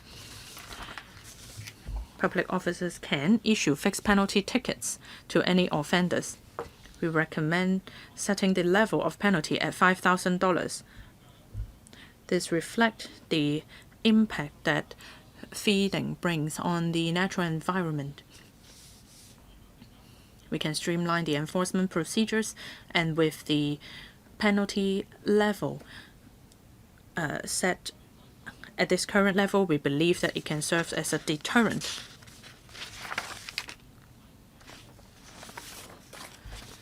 The amendments to the legislation only applies to wild animals, but not those that are kept by members of the public. We would like to explain this detail clearly. Members of the public can keep wild animals lawfully. And in the amendment, the Director of Agricultural, Fisheries and Conservation can authorize any public officer in writing to exercise the relevant powers conferred by the ordinance. This can allow the government to flexibly deploy staff from various departments to participate in law enforcement actions, such as issuing fixed penalty notices. We also propose empowering authorized officers to require a person to provide relevant personal information if there is reasonable ground to believe that the person is committed or is committing an offense. The authorized officers are also required to produce proof of appointment. Through redeployment of internal resources and adopting a risk-based law enforcement strategy, the relevant departments and the AFCD will take corresponding law enforcement actions. And they will formulate enforcement guidelines to ensure that there is consistency in law enforcement standard. The government will also provide training to officers to facilitate effective law enforcement. The AFCD will strengthen promotional and educational work, including the proposed fixed penalty arrangement. In addition to promotion via social media platforms and posters on public transport, the AFCD will also expand promotional activities to elderly centers, schools, and communities near the feeding black spots to strengthen their law-abiding awareness. We plan to introduce the relevant amendment bill to LegCo in Q4 this year. If passed, the relevant amendments are expected to take effect fully in the third quarter of 2024. Members are invited to provide comments on the proposal. So now I'll go through the list of members wishing to speak. Mr. Stephen Ho, Mr. Andrew Lam, Mr. Tony Sen, Mr. Jeffrey Lam, Mr. Kwok Wai Keung, Mr. Lam San Keung, Mr. Gary Dang, Mr. Chen Siu Hong, and myself. 3 minutes, question and answer. Mr. Stephen Ho. Thank you, Chair. On behalf of DAB, I support the proposed amendments to the legislation. And over the past years, there have been talks regarding the enforcement actions. So in accordance with the Public Cleanliness Ordinance, fixed penalty tickets will be issued.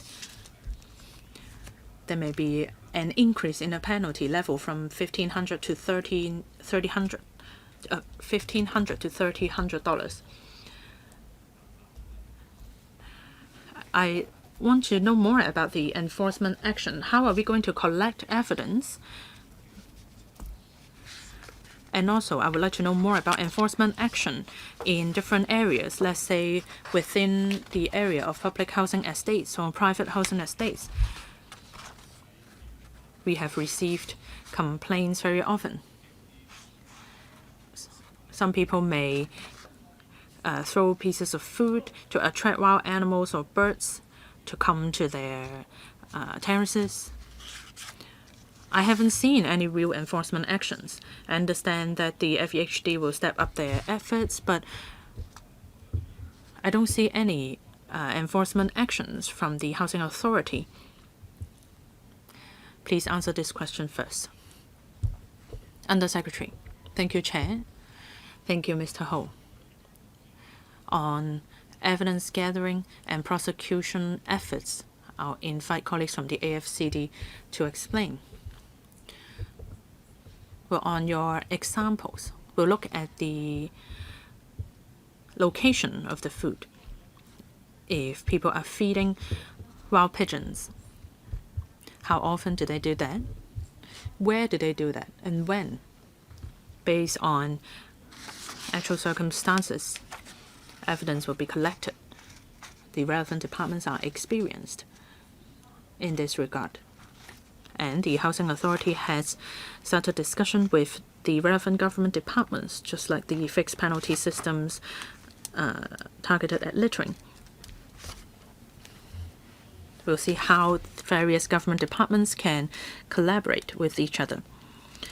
Currently, we are redeploying internal resources since there are difficulty in establishing new posts. And we are also adopting a risk-based law enforcement approach to enhance effectiveness. Please be succinct. 喺執法上面咧，其實如果係 As far as enforcement is concerned, if somebody illegally practices or engages in illegal feeding activities within the feeding ban area, we will collect evidence. That means if we see the food left behind for feeding and the target animals, we will then take prosecution action. What about leaving food on the windowsill or the platform of air conditioners? For private premises, they are also covered. If feeding activities take place in a private area, we will strive to collect evidence, say in a private housing estate, in a private premises, to collect evidence. How do you collect evidence? Because, well, in the end of the day, you won't be able to take this evidence and be admitted by the court if somebody feeds the animal on the 30th floor. By the time I ring and make a complaint, by the time you come, the offender will have left. You are not going to use a drone, as we have learned in the Great Bay Area visit. In a private premises, usually we will go there by appointment to conduct investigation. We'll also invite the suspected person to provide information. Well, definitely you won't be able to catch the culprit. Definitely you won't find the culprit. The culprit won't give you information. You won't be able to arrest anyone. I agree that you should enact legislation. There is a problem, however, with enforcement. Just go back and think about it, Mr. Andrew Lam. Thank you, Madam Chair. I fully support this legislative proposal. This is a follow-on from the last legislative exercise. You should act on the feeding of feral pigeons as quickly as possible. Now, different bird species don't share the same fate. Feral pigeons are fed by humans.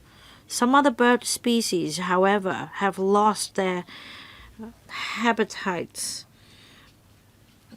such as one of the species of owls living in Fanling Golf Course. According to your reply, depending on their habitats, you will install infrared cameras to check their habitats. At the same time, you also have inspection by your officers. If you carry out manual operations, you will need to create a lot more posts. So you'll be coming back to the establishment subcommittee. You need to deploy technology to protect species and protect their habitat. Same as the issue of wild pigs and other wild animals, you need to give priority to black spots. You need to step up surveillance by harnessing technology. Otherwise, despite your law enforcement effort, you won't be able to resolve environmental hygiene issues. Undersecretary, we harness the technologies concerned when it comes to enforcement. For example, for spots frequented by wild pigs, the AFCD installs cameras to capture the movements of wild pigs.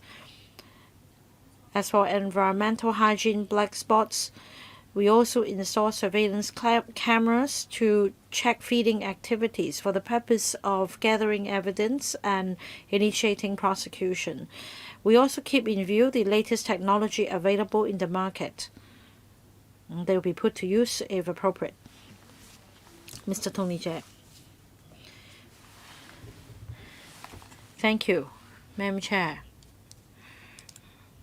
I don't think there is any objection to regulating the illegal feeding of feral pigeons. But I have a feeling that this legislative amendment seems to be perfunctory. It is a passive response to the issues we raised last time. There is also doubts on law enforcement, because it is questionable whether your law enforcement effort will be as effective. In paragraph 11, page 4 of the paper, you mentioned the relevant arrangements and that there should be consistency in law enforcement actions taken by various departments. I don't know the manpower involved. There seems to be a lot of departments involved. There is a huge workload and zero growth in the civil service establishment.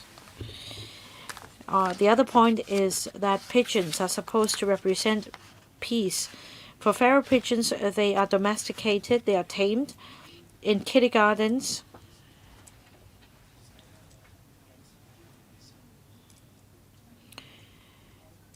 pupils are taught nowadays not to feed wild animals such as wild pigs and monkeys.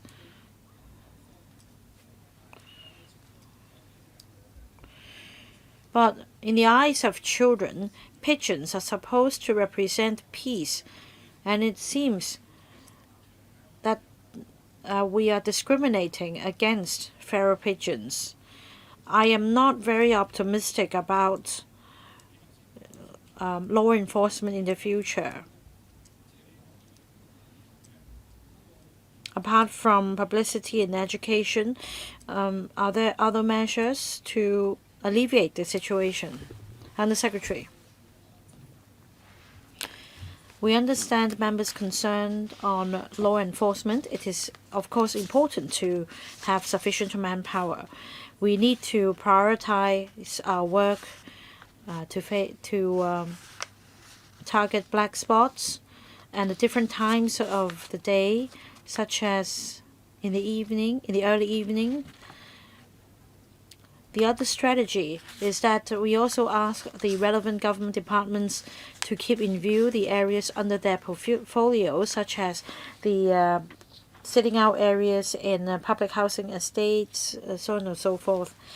So as to assist us on publicity and education, we agree that this is important. We need to make it clear to the public that any feeding behavior on the part of humans will change the habits of wild animals, and this will affect the ecosystem. So publicity and education are both important. As far as law enforcement is concerned, apart from issuing warning before prosecution, we also erect banners in the at the black spots against illegal feeding to avoid causing nuisance and hygiene problems.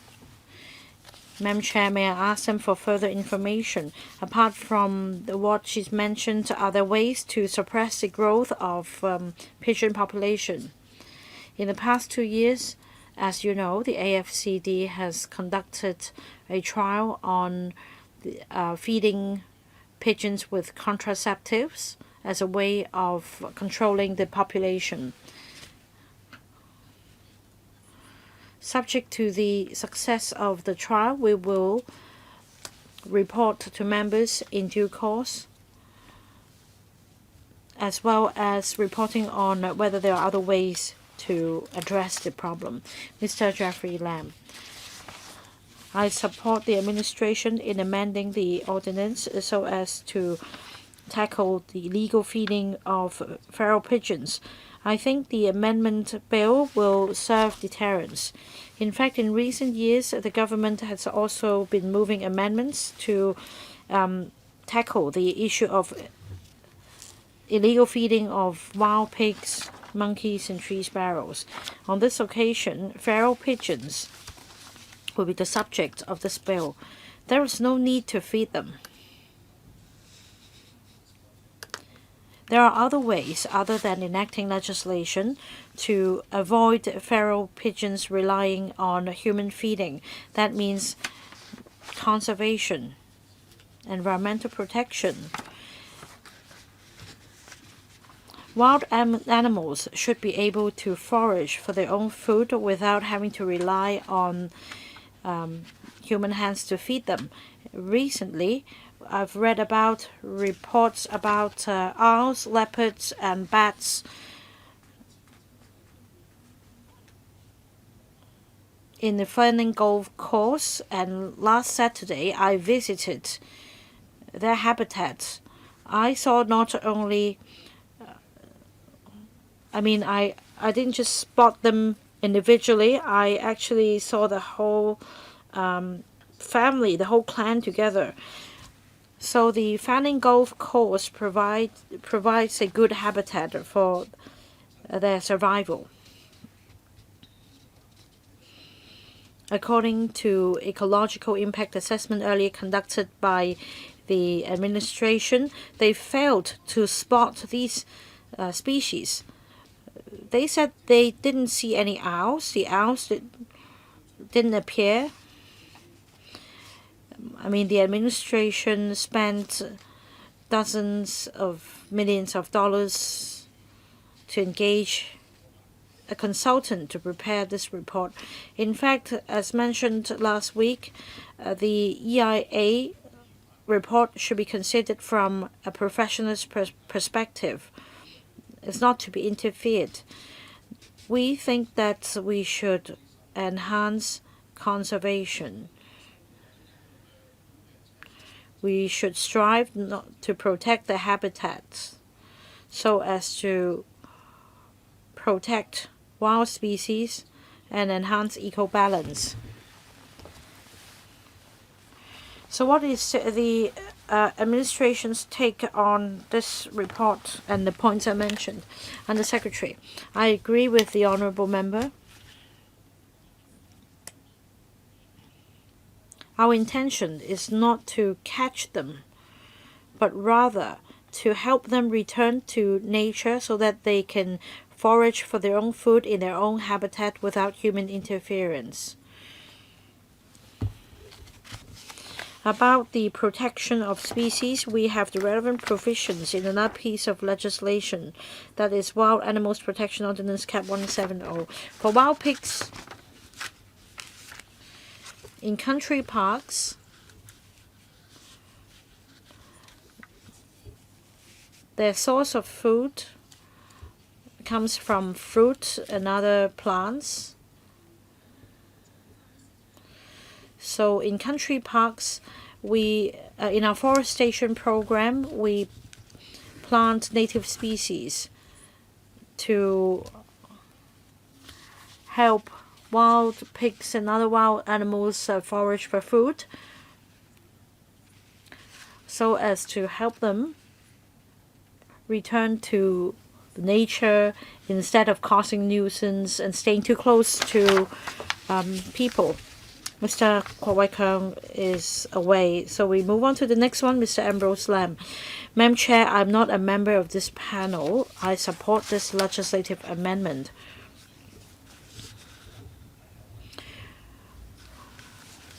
We had a hard time during COVID, and the silver lining was that everybody went hiking. In the process, many people feared for the wild monkeys and wild pigs. They feared that they would come and grab our food. Human feeding undermines the ecosystem and eco balance.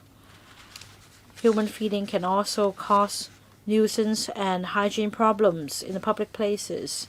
For example, in some parks, you see crowds of feral pigeons waiting to be fed, and these crowds could escalate the risk of avian flu.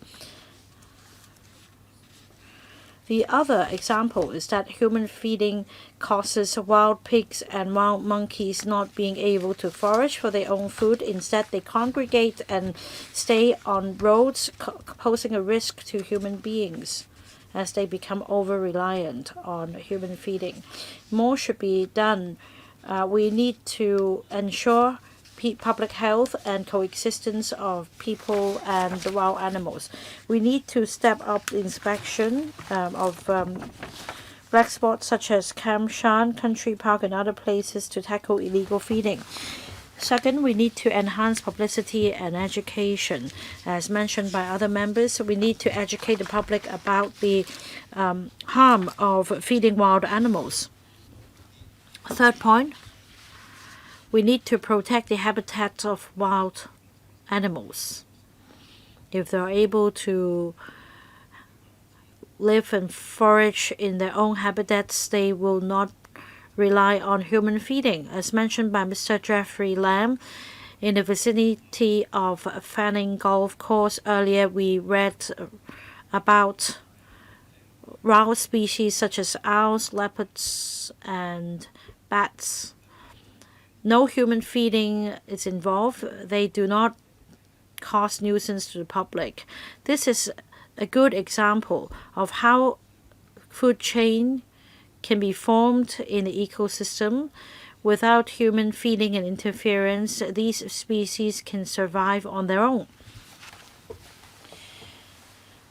So the administration should tackle illegal feeding through these strategies.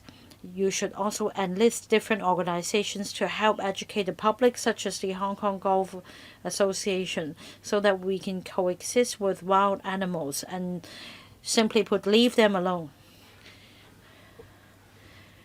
Unless there is objection from members, we will further extend this meeting by 15 minutes. Undersecretary, I thank the member for his comments. It is true that we need to work on publicity and education enforcement. In terms of complaint figures, I take wild monkeys as an example.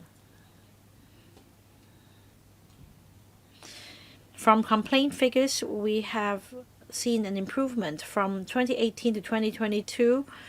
The number of complaints dropped from 414 in 2018 to 250 in 2022. For wild pigs, in recent years, the AFCD has implemented different measures to capture wild pigs.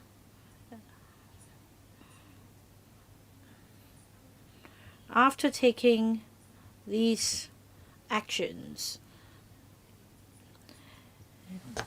the number of complaints dropped from 1,417 in 2021 to some 1,100 cases in 2022. With new measures put in place, such as the feeding ban and the financial penalty to be meted out, we envisage further improvement. Next, Mr. Gary Zhang. Well, I speak in support of the proposed amendment of the legislation, but I would like to give a quick reminder or suggestion to the administration. It is mentioned in the paper that there will be enforcement guidelines provided for enforcement officers. Well, some members have said this too, that they are not concerned about the amendments of the law, but they are concerned about the enforcement action. Although the ordinance covers the entire territory of Hong Kong, but in different areas in Hong Kong, they are governed by other sub-legislation. Let's say within the area of the MTR, it is covered by the MTR bylaws. And in West Kowloon Cultural Districts, there are other bylaws governing that area. So let's say for behaviors such as smoking, etc., they are governed by these bylaws.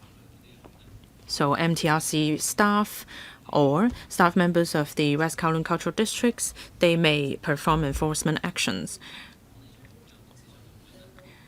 As we all know, for management reasons or historical reasons, enforcement actions are not conducted by government officials. So I hope that in your amendments, you should consider adopting the form of bylaws to govern certain places and make appropriate adjustments. Thank you, Chair. Under Secretary. Yes, I understand what you're talking about. Let's take the MTR as an example.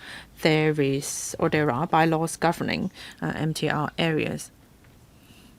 So powers are given to MTRC staff members to take enforcement action. But when necessary, they can seek assistance from law enforcement officers, but they can handle enforcement actions within the area that they govern. For the current ordinance, it governs outdoor areas, let's say in the countryside.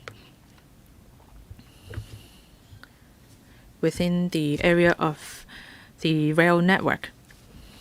From our complaint figures, we could not see any complaints coming from those areas. But of course, we will maintain liaison with the MTRC and, let's say, the West Kowloon Cultural District to see if we can do better. Chair, I would like to give some additional information within the MTRC areas. Actually, the problem of feral pigeons is very severe. You can see that on top of MTR stations, there are many pigeons congregating and people have been feeding them. We will look into that. We'll see how we can complement each other's work. Next, Mr. Chen Xiu-hong. Thank you, Chair. Under existing laws, feral pigeons are classified as domestic animals, not wild animals stated in the Wild Animals Protection Ordinance. So they are not covered. Many people who feed wild pigeons are repeat offenders. They believe that they are being kind to animals, but actually the feces produced have negative impact on the environment. So from the news, I saw that a man, aged 66, in Cheung Kwan O, is suspected to be treating wild pigeons cruelly by snapping its wings. Of course, it is wrong to treat animals cruelly, but can we think about the environmental impact that pigeons have on the environment that cause someone to act so cruelly? So I support the amendment in the ordinance to stop this behavior. Well, currently, the proposed maximum penalty will be increased from $10,000 to $100,000 with 1 year imprisonment, and a fixed penalty of $5,000 will be introduced. But for littering, the fixed penalty is set at $3,000. So there is some difference. The act of littering and leaving crumbs of food on the floor is actually quite similar. So how do you define which offense the offender is committing? There may be some dispute. I would like to seek some clarification. And on prosecution figures, when it comes to feeding wild pigeons, how many of the cases were prosecuted successfully? And after the feeding ban area was expanded to all over Hong Kong, has the number gone up? My last question on paragraph 12, it is said that the AFCD will strengthen promotional and educational work to educate people to stop feeding wild pigeons. But actually, we are aware that for people feeding wild pigeons, they may not respond well to these promotional efforts. So I wonder what you are going to do to improve the situation. Under Secretary. Thank you, Chair. On prosecution figures of feeding wild animals from 2020 to 2022, the number of prosecution made was from 39 cases from 2020 to 121 cases in 2021 and 66 cases in 2022. After the expansion of the no feeding area or the feeding ban area from January to April, there were 72 cases, and 10 of them involving feeding in feeding ban area. But for successful prosecution cases, well, as you know, the number may be different because the date of prosecution may be in the next year. From 2020 to 21, the number was 25. 2021, 74 cases, and 97 cases in 2022. For the first 4 months in 2023, 7 cases. Under CAP 570,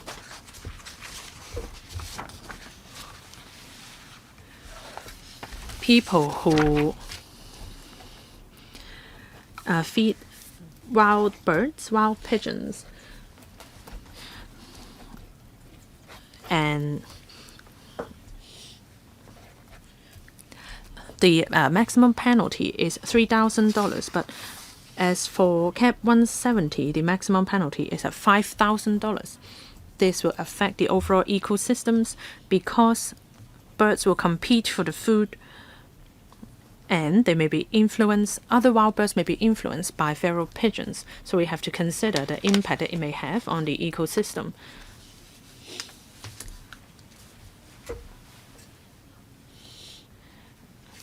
As for your other point, the AFCD has engaged consultants to conduct studies.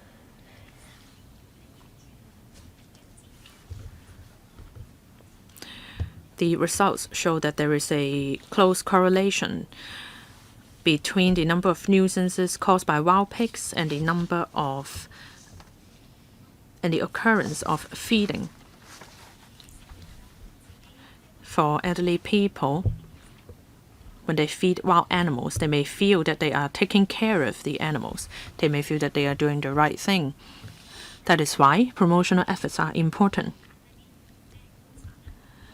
So targeting these observations from the consultants' reports, we have devised strategies to address this awareness issue.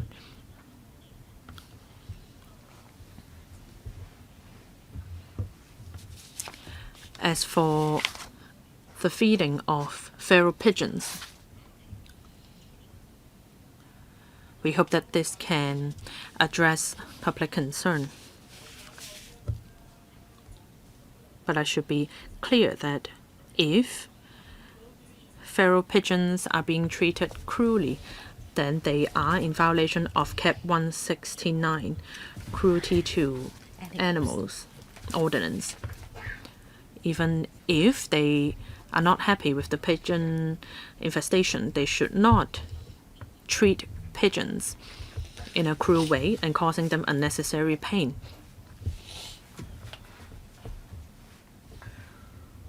Enforcement officers may prosecute them, and the maximum fine is $200,000 and 3 years imprisonment. Chair, a quick follow-up. If people are throwing breadcrumbs on the floor to feed feral pigeons, then will 2 fixed penalty tickets be issued?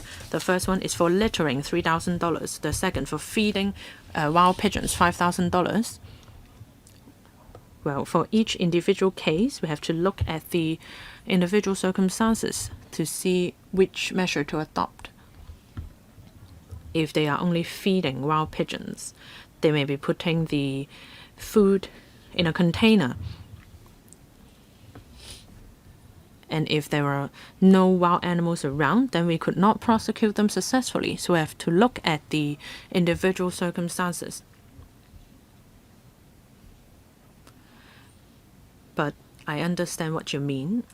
If you have the same set of circumstances that they are feeding wild animals and they are causing a nuisance to the environment, then can we issue 2 tickets?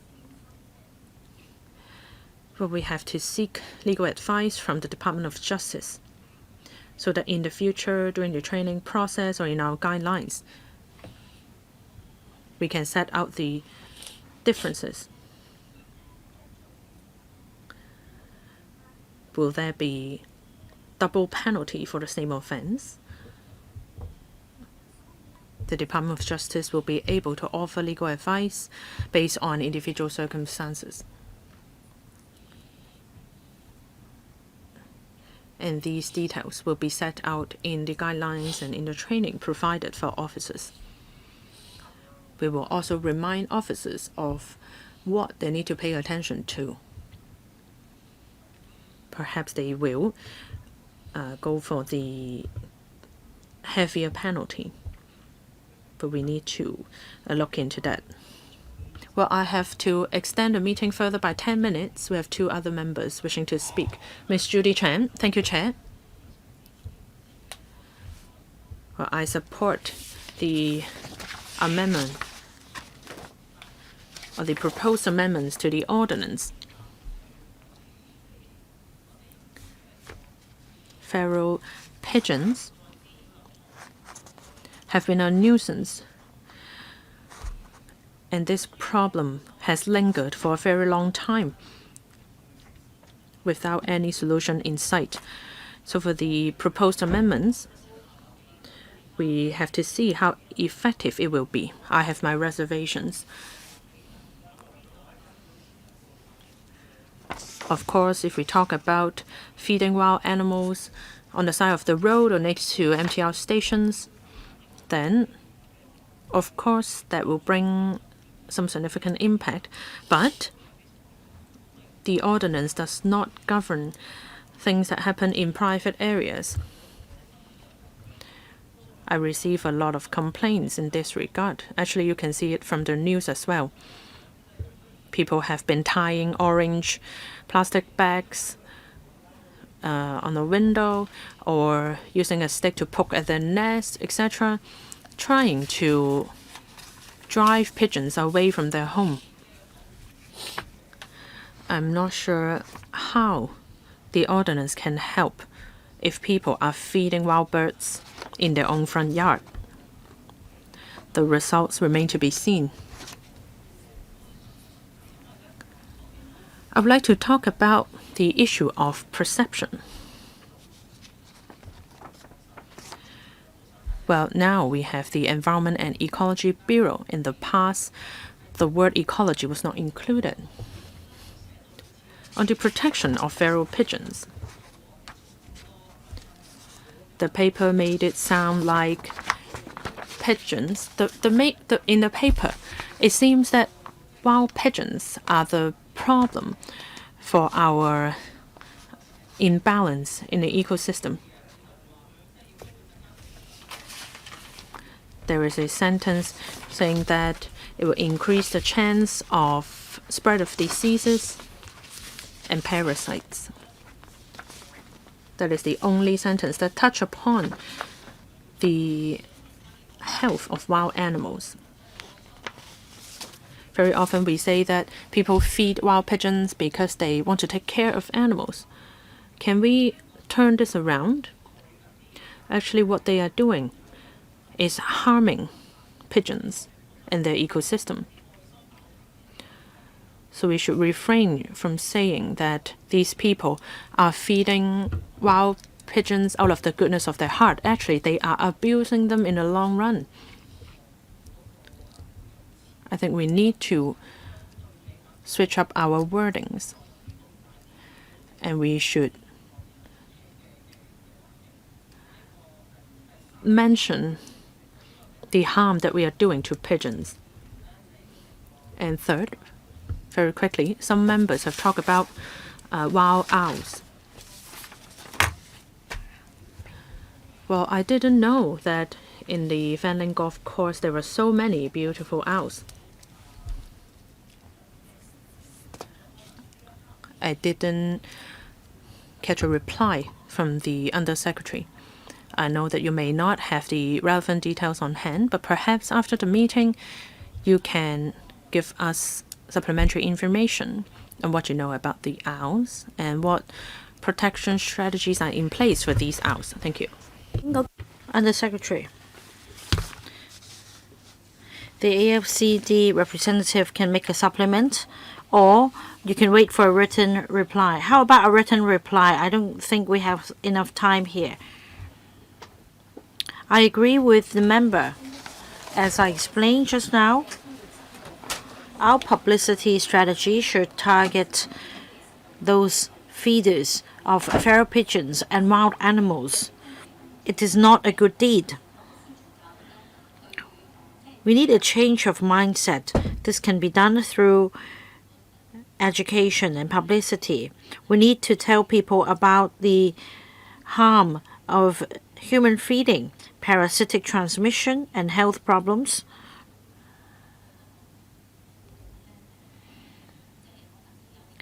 Human feeding may be detrimental to these wild species. We need to educate the public about that. As mentioned by my colleagues just now, the law does give us authority to take enforcement action within private premises. Well, Mr. Ho just now asked whether we'll be able to gain entry. In fact, under Section 17B of Cap 170, there is the provision. This is a provision on gaining entry into private premises. The condition is to apply for a warrant. If we can find somebody to act as a witness, then this witness can also give evidence to the law enforcement officers, and the offender can be cautioned. We can collect the caution statement from the offender as part of our evidence gathering work. What about the threshold of collecting evidence? Please make sure this is not too high. It is really difficult to collect evidence. I'm the last to speak, Undersecretary. Of course, I support your legislative work. I thank the administration for heeding members' views in the last round when members raised issues and made suggestions on including feral pigeons in the law. I think you have acted quite expeditiously on this occasion. Members are mostly concerned about law enforcement. Mr. Stephen Ho just now mentioned, for example, leaving food on the windowsill, on the planters outside your home, and the air conditioner platforms. These are the complaints we frequently receive. Many complaints are made from the neighbors. The other kind of complaint is that sometimes, even without feeding, feral pigeons would often gather outside a private premises. Perhaps this is due to feeding by someone else. These problems should be dealt with according to the appropriate means and technology. If you just ring the bell and press for a confession, you won't get it. I also agree with Ms. Judy Chan. Feral pigeon is a problem stemming from human behavior. The pigeons are not at fault. The pigeons are not supposed to live in the city. They do so only because of human feeding behavior. Now, Undersecretary, just now you didn't stand firm. Human feeding definitely causes harm to their habitat and the ecosystem. This is the doing of human feeding behavior. There are black spots in Cheung Pun O where feral pigeons frequent, and the other problem is that glue traps for rats are placed at these black spots, and then recently I've received complaints about feral pigeons getting stuck onto the glue traps. There is no regulation over glue traps, and according to the FEHD, glue traps will only be placed inside FEHD markets to catch mice. We're not against this. You advocate the effectiveness of glue traps, and this causes the public to buy glue traps as well. But instead of catching mice, they place glue traps in public places in the street to catch ants and other pests. And feral pigeons, as a result, are inadvertently stuck as well. Some of them have their feathers and the legs snapped off. Many animal rescue organizations have been striving to save them. So in the end of the day, you need to promulgate a set of guidelines to regulate the use of glue traps. It's not just for the FEHD, it's for other government departments and the public as well, on the use of glue traps, that is. Otherwise, you won't be able to protect wild, small animals. The object of the ordinance is to stop human feeding of wild animals so that they can return to nature and not cause a nuisance to the public. These are issues close to the heart of members and publics. I urge you to pay attention to them. Let me supplement. The FEHD has some very strict guidelines. The glue trap is just one of the tools on rodent infestation in black spots, and where the venues are appropriate. At night time, after catching mice, the outreach teams will have to clean the place. Usually, the traps will be placed overnight and they will be taken back in the morning.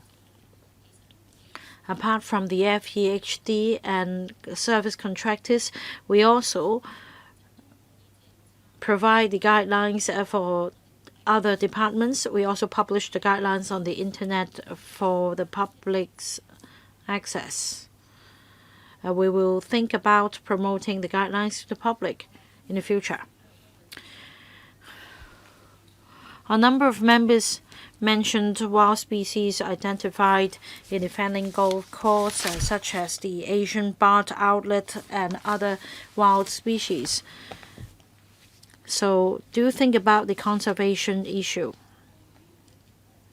Members are in general in support of this legislative amendment. That's my impression. So I hope you will be able to work according to schedule and table this bill into the Council in the fourth quarter of this year. Members, please note that if passed by the LegCo, the amendments are expected to take effect fully in the third quarter of 2024.